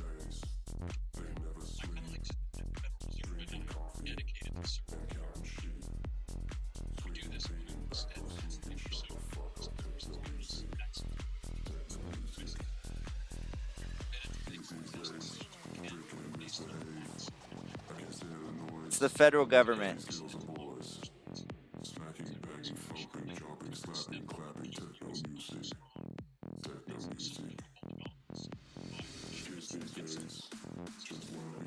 And it's interest rates for America. If we're going to get a bounce or any kind of movement, I think it's going to be from this meeting. If not, I don't think it's going to happen. If I'm not talking a lot, it's because I'm listening to it.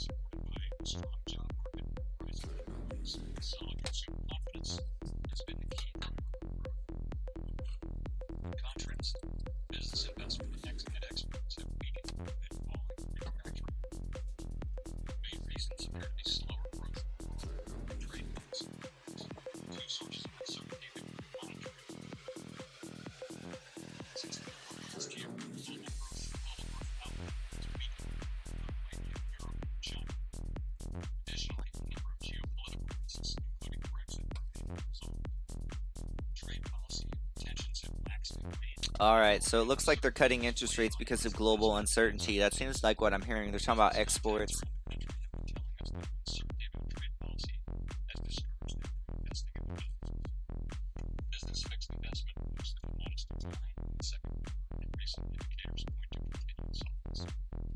Once again, guys, if I'm not talking, it's because I'm listening to the I really want to hear what he's saying.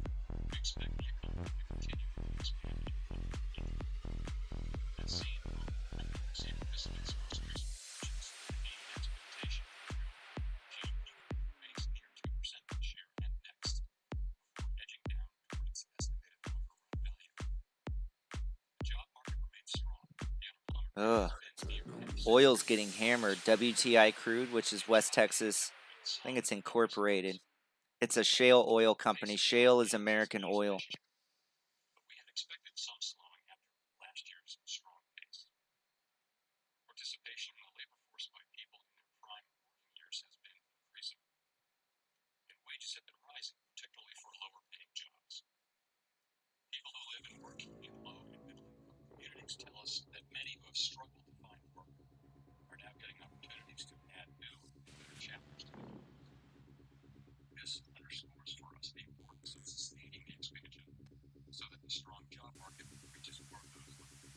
Says it's my cup says a giant cup of shut the fuck up. It's just a big mug for my coffee.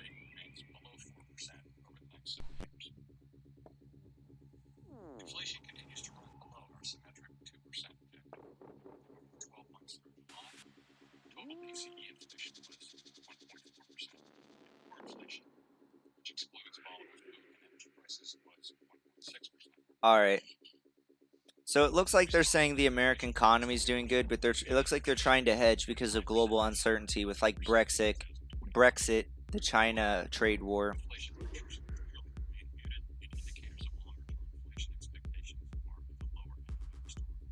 But it seems like they're pretty bullish on American jobs though, like the job market.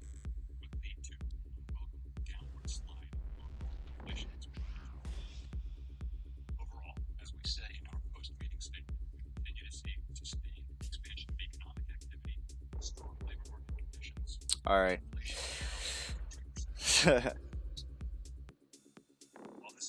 Put a little put action rectangles on it. Yeah, that'd be funny.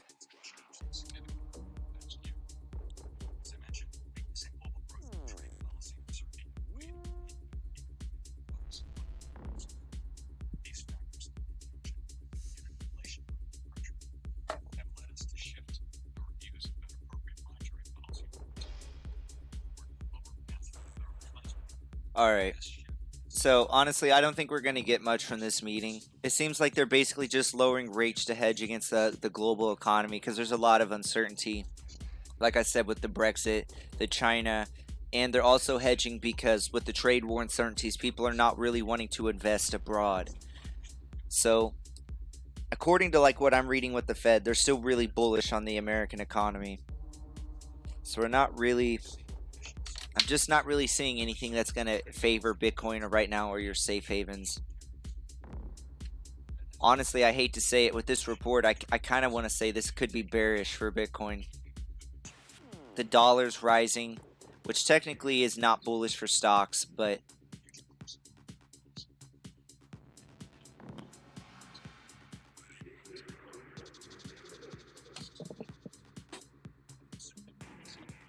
the S&P is down now about 1%.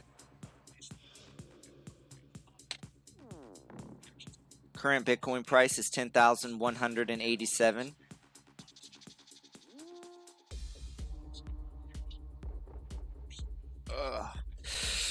All right.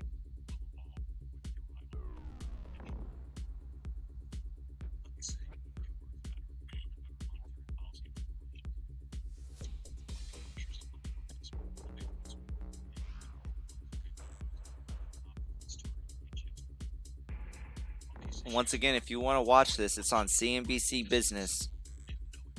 I'm watching on my phone right now. So like I said, if I'm not talking, I'm not leaving you guys behind. I'm just trying to follow what he's saying. Yeah. Yeah, if the dollar's strong, it's going to be technically really bearish for foreign currencies. The dollar, the greenback, is basically it's like, I don't want to say it's the number one currency, but it's really what other currencies value against ours. I want to say like we're like pretty much the gold standard. A lot of countries base their value on ours. That's why China's been getting in so much trouble for devaluing their currency.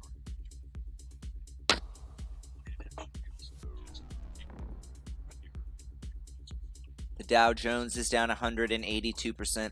Technically, a strong dollar is bearish for stocks, but a strong dollar is also bearish for your safe havens, your gold, your silver, your Bitcoin, technically.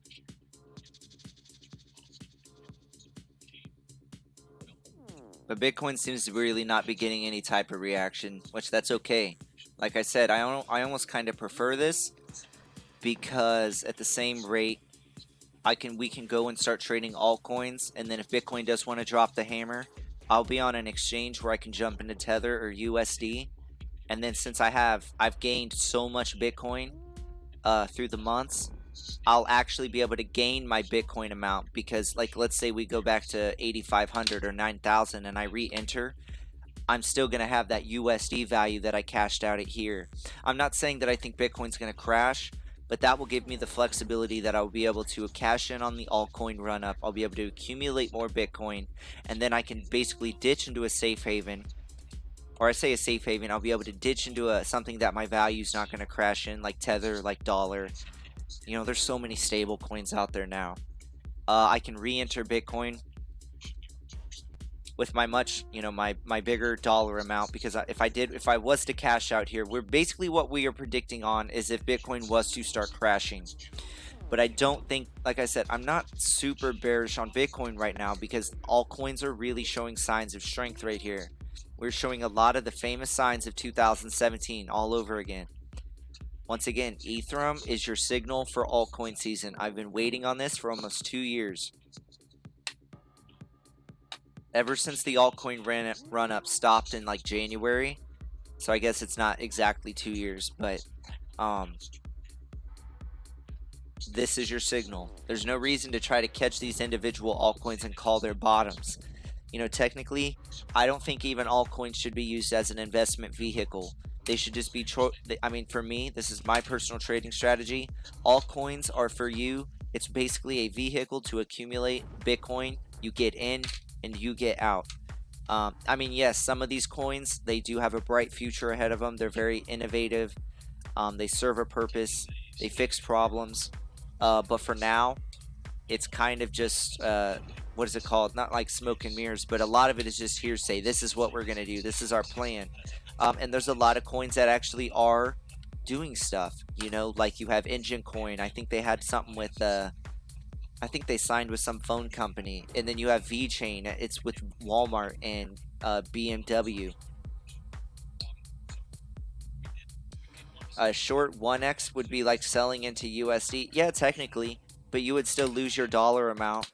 I actually have a video if you want to hedge. It's not a video. I posted an example on my Discord page. If you're not part of our Discord community, I highly recommend um, joining it. We have a ton of sections, but on the educational series, I actually have a description. It's on like a Word format, but it's how to hedge.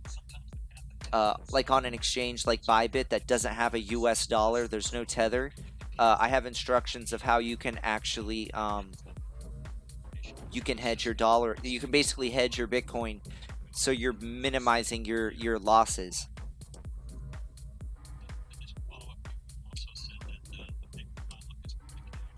But basically, what you do is you use 10x leverage. You leverage 10% of your actual bankroll to equal basically your same amount that you actually hold. So if I have 10% of Bitcoin, I'm going to use 10x leverage, and I'm going to leverage $10,000. So I'm only using $1,000. Well, I guess if we have 10% of Bitcoin, that's 1,000. So if I have 10% of Bitcoin, let's say Bitcoin's $10,000. So I have $1,000 in my account. You can take 10x leverage with $1,000, so you're only using $100 of your actual $1,000 you hold. So you're basically, what you would be is you would be long $900 and you would be short $1,000. So you've tightened that window where you're not really going to make much on gains. I mean, you'll make a little bit of money if you go down because you're hedged, 10% more on your short side. But it's a way you can minimize risk on an exchange that has no, there's no stable coin, there's no dollar. So you basically, you just 10x leverage 10% of your account to your same account value. So you're only really using 10% of your bankroll. So you would be long. So you would basically be short. If you're betting on the downside, but you're really uncertain, it basically just minimizes your losses. And you're honestly not going to lose that much if it doesn't go down and you start creeping up. I have a full description in Word format. Looks like gold is breaking support. Let's go take a look at it.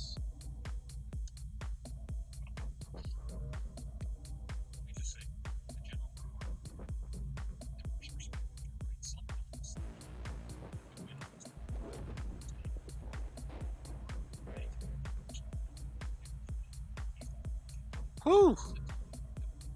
Damn. Yeah, she definitely looks like she's breaking resistance, or I'm sorry, support.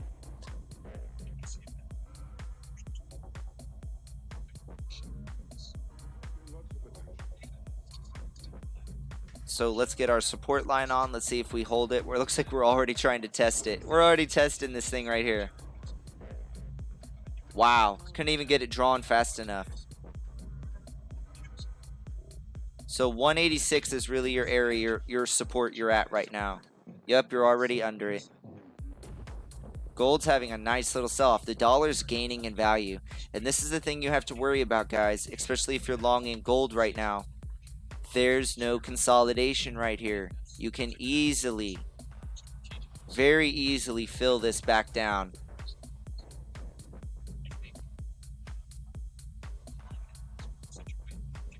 To somewhere in this box.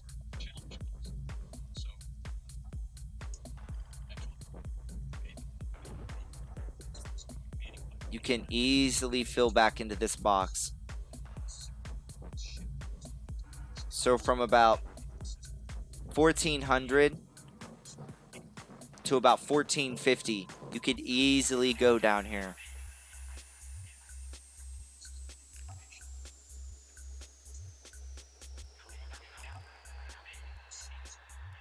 So what we're going to do is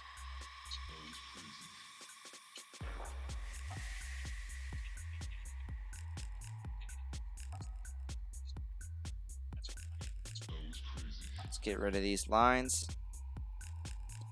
All right, so you're trying to hold this 180 or this 1,486 support here. We're still very fresh on this move right here, so definitely still time we could break it.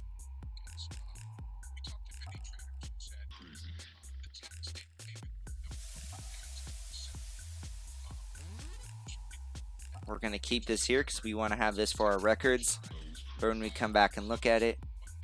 So once again, about 1,000, let's just call it, let's just be a little bit liberal with it, 1,450 to about 1,400. This is really you could easily go back and test this. All right, it looks like Bitcoin's starting, we're finally out of the 180s now. There's no consolidation here.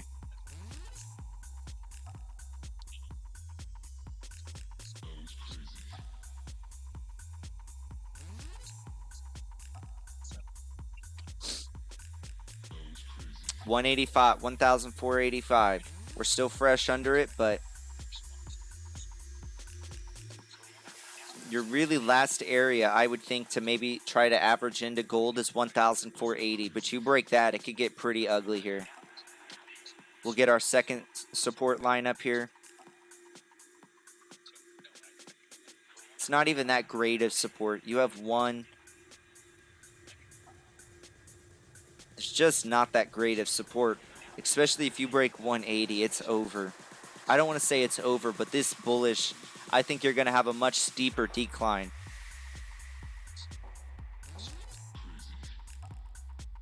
Price is unstable and needs a volume.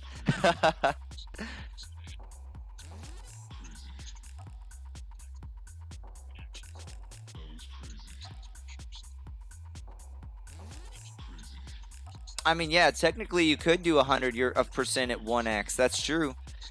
But that only really works if you don't have a ton of Bitcoin. Someone that owns a lot of Bitcoin, you could take a lot of losses doing a 1x short. But yes, you are right. You could either do the method that I posted on our Discord, or yes, you could technically, but you have to realize you're one-sided on that trade. You go up, your losses are going to rack up. So if you're short and long basically at the same time, they're going to be basically eating at each other's gains and losses. So you're not going to lose much, but you're also not going to gain much at the same time. But if you're 1x short your whole account value, you're basically only going to make money or hedge yourself on the way down. But if you go up, your losses will accumulate much faster than using the method that I posted.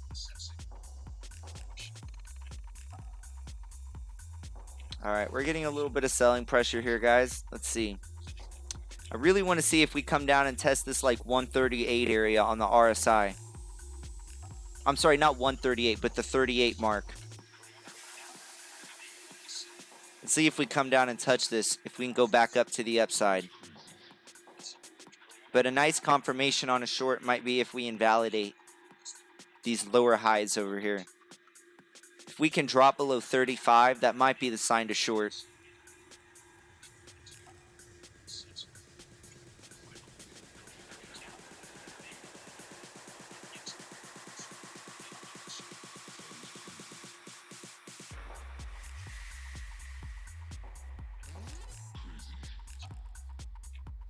Current price is 10,170 on Bybit. Yeah, no problem. Pyrrhic. That's a cool name. 3x short, miners up 11% dust. Wow.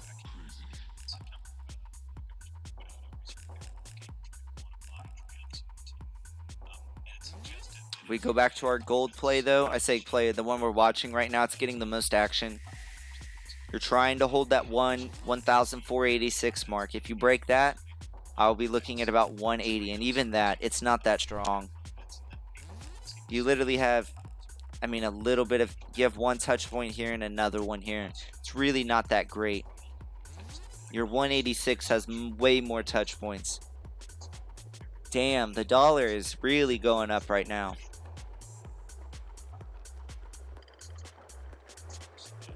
The dollar's looking really nice right now. All right, the gold December, the gold COMEX, it looks like they're December. Gold broke 1500. All right, so pretty much basically all the indexes now on gold are under 1500.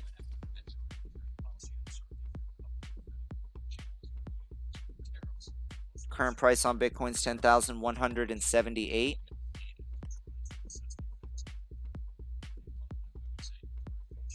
Getting a little bit of a bounce here.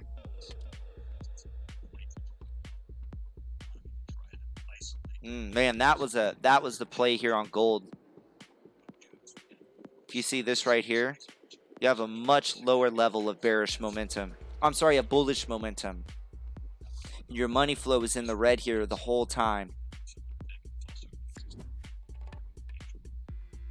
And you can see we are getting to the point of, you can see how powerful the move is now. We're about to our white line here.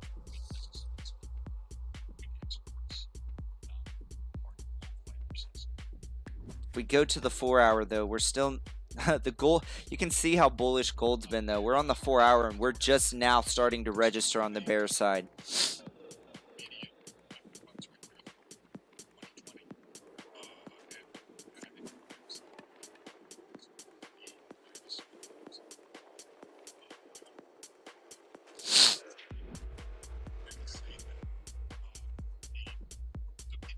So I'm hoping if Bitcoin doesn't tank tonight, because I'm going to go and get some lunch here in a little bit. I was up till like 4 in the morning yesterday working on some stuff. But I'm going to initiate, if Bitcoin doesn't seem like it's going to fall off the face of the planet, I'm going to initiate my withdrawal from Bybit. I'm at least going to do my streamer's account. I'm still undecided what I want to do with my Bitcoin holdings because I've accumulated a ton of Bitcoin over 7,500. That's really, so the stack that I bought at 3,200, I sold just under 6,000. I sold between 5,500 and 5,700. I made really nice profit off that. But I really thought 6,000 was going to be much more harder to break, and we basically went through it like butter. So I waited for us to fail at 9,000. I bought the dip at 7,500, and I've accumulated quite a bit of Bitcoin since then. So I don't know if I want to. I don't know if I want to take profit yet, because if Bitcoin does go through the plan, like if it does start going, pumping, my Bitcoin amount will decrease. So I think what I'm going to do is I don't want to say liquidate some of my Bitcoin, but I think I'm going to start using the Bitcoin into altcoins if we can get a confirmation that Bitcoin isn't going to drop. And at the same rate, if I can trade altcoins to accumulate more Bitcoin, I think that'll be a good thing. And then at the same rate, if altcoins run, we get a week of nice altcoin runs, and then Bitcoin does decide it wants to drop, I can go to Tether. And then if, let's say, Bitcoin goes to 9,000 or something like that, or 9,500, and I re-enter, I will have more Bitcoin than I will now. So, and gold's having a nice little pop off 1,486. So we have we briefly broke it. It looks like we tapped. Wow, it actually seems like here on the CFD on gold, we actually tapped 1,000. I'm sorry. Yeah, 1,483.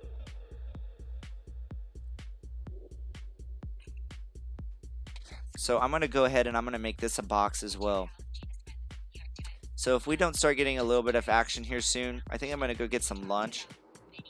I haven't ate since like 9 o'clock last night. But seeing that Bitcoin's really not getting a move, this is really what I was waiting for. And obviously it doesn't seem like we're going to get anything off of this. So I think I'm going to wait for confirmation. I'm going to see if, between here and our night stream, if what Bitcoin does.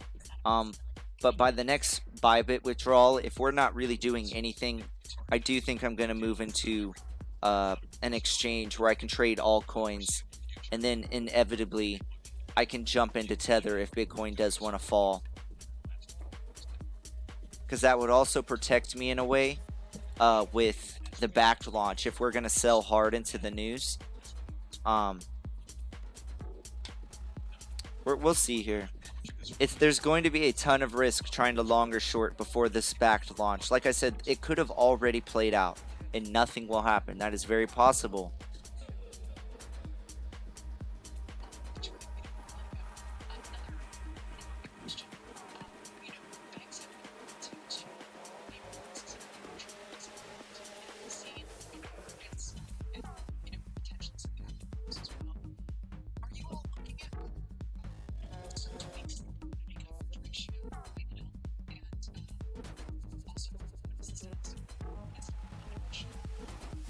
Oh, S&P funding ratio. 1 second, guys. I think if we concluded that we needed to raise the level of required reserves next to meet the LC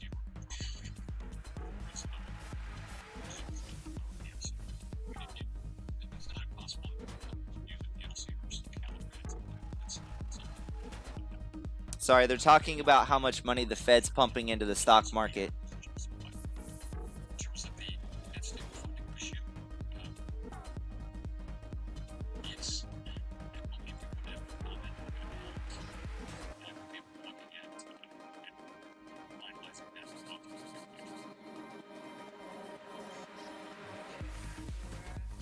Man, he really dropped the ball on that question.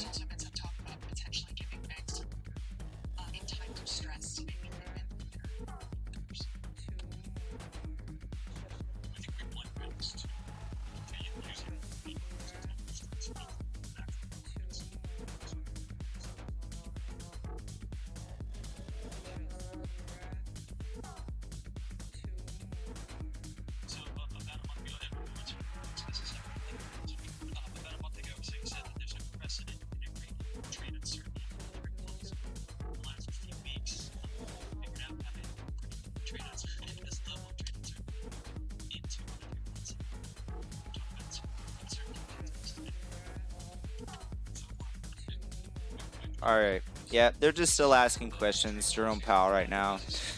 So it's pretty obvious if you haven't been able to tell.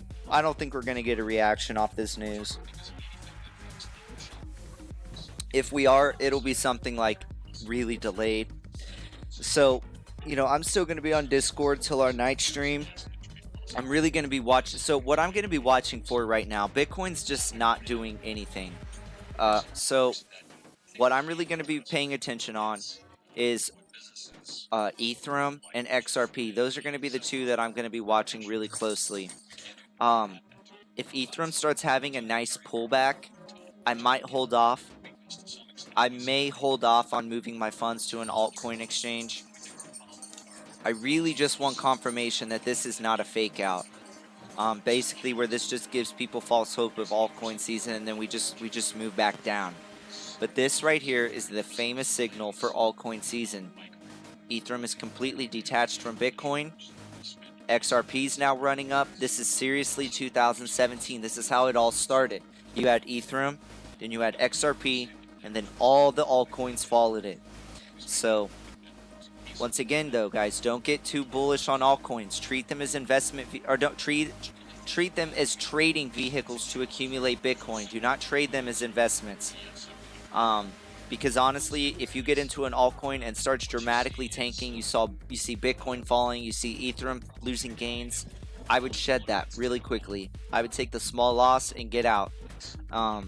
Don't make the same mistake that a lot of people make by just holding these altcoins and waiting to break even. Because as time and time again has shown, they have no problem getting extremely sold off. So you know, I'm going to be trading these altcoins with really tight stop losses. You know, and of course, whatever I enter, you know, I'm going to let you guys know on Discord. So, you know, I'm going to go get some lunch. Bitcoin's really not doing anything, and it's been over 12 hours since I've ate, so I need to get some food. But I really just wanted to be live for this Fed meeting.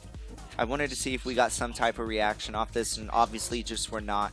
Gold now kind of kept us entertained, but you know, Bitcoin's just being Bitcoin, you know. So, you know, the things I'm really going to be watching for, once again, watch Ethereum. I would like to see us hold this 200 and, well, short term, I'd like to see us hold the 210 support. But you have much more major support at 205 and 200, but I'd really like to see that 205 area hold. I'm sorry, the 210 area hold. And then, of course, you have your major support box at 205. So that's what I'm going to be watching for Ethereum. On XRP, I want to see us hold. I mean, really, you got to break this 32.5 resistance. This has really been the area that's been super incredible. I mean, even when we were over here and consolidating in the same tight range, we just couldn't. We'd have brief candles over it, and then we would move back down. So I'm going to be watching for a test if we break below 31 cents, and if we can get into the 30-cent range and test support. You know, I'm going to be looking to buy XRP somewhere if we can confirm that we have flipped 30 cents as support. You know, maybe take half a cent off, you know, plus or minus. But once again, I really want to see the 30 cent. I may average in at 30.5 cents. We'll see. I'll keep you guys updated. But XRP and Ethereum, more so Ethereum, are going to be the ones I'm watching.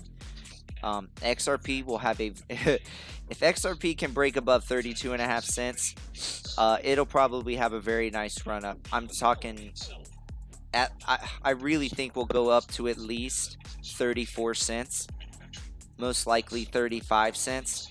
But man, XRP has it has probably some of the nicest gains possible.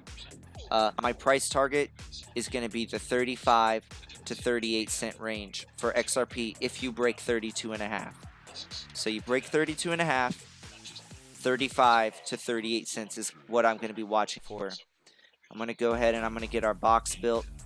Also, financial market conditions, they were affecting me.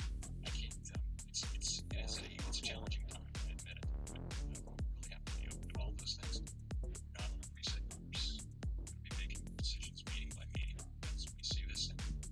So let's focus on 32.5 on XRP.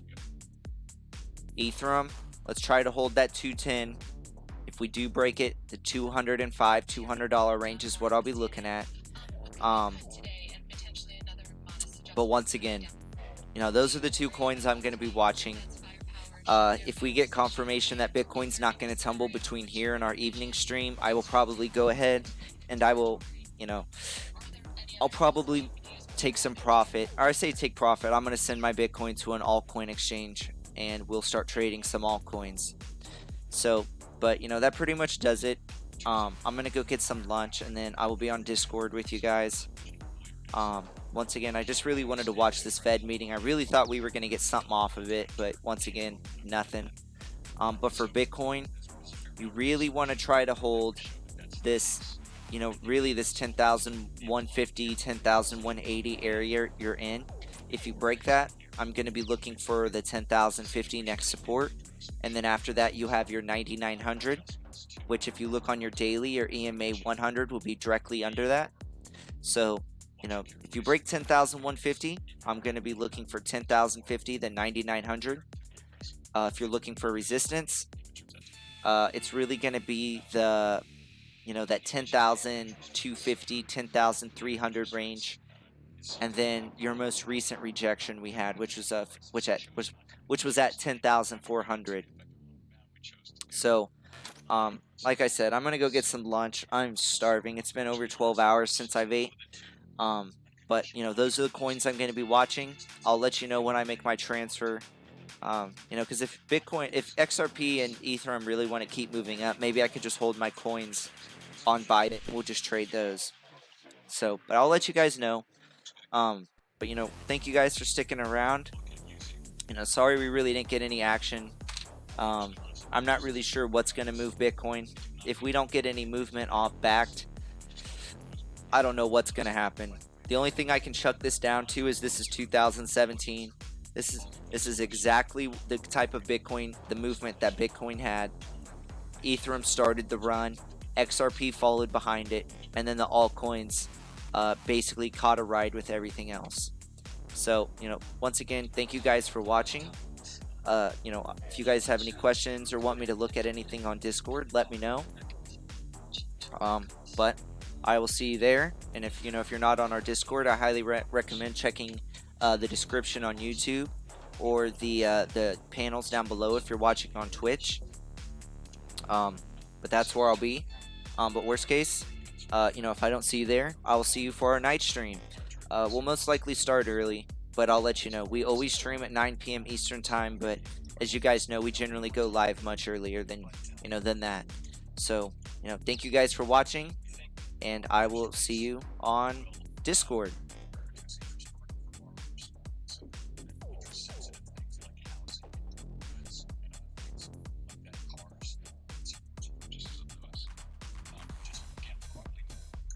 Let's see if we don't freeze here.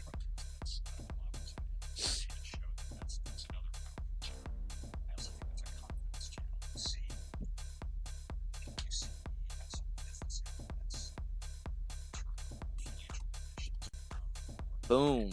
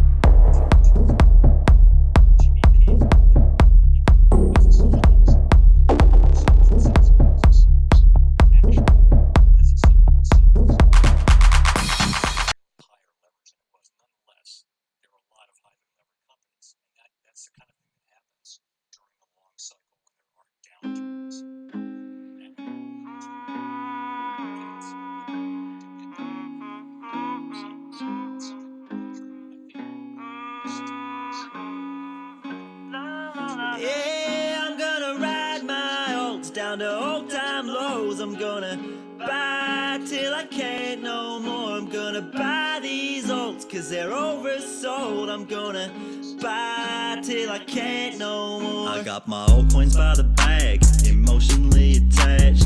Throw them on my back, got my ledger on my neck.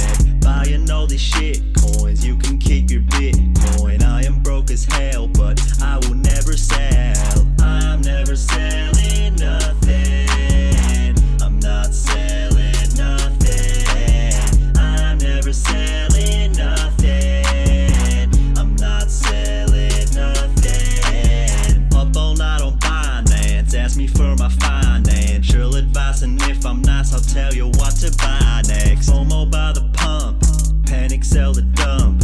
I'll be holding bags cause I'm never missing my chance. I'm never selling nothing. I'm not selling nothing. I'm never selling nothing. I'm not selling nothing. Yeah, I'm gonna ride my alts down to all-time lows. I'm gonna buy till I can't no more. I'm gonna buy these alts cause they're oversold. I'm gonna buy till I can't no more. Litecoin, Bitcoin, Zilliqa and Icon, V-Chain, Verge, I can buy them on my iPhone. Yeah, I gotta have it, gotta have all the low stats. Buy at all-time high, to my surprise I never go back. No more FUD, we've been through all that. Everybody knows that the tether is back.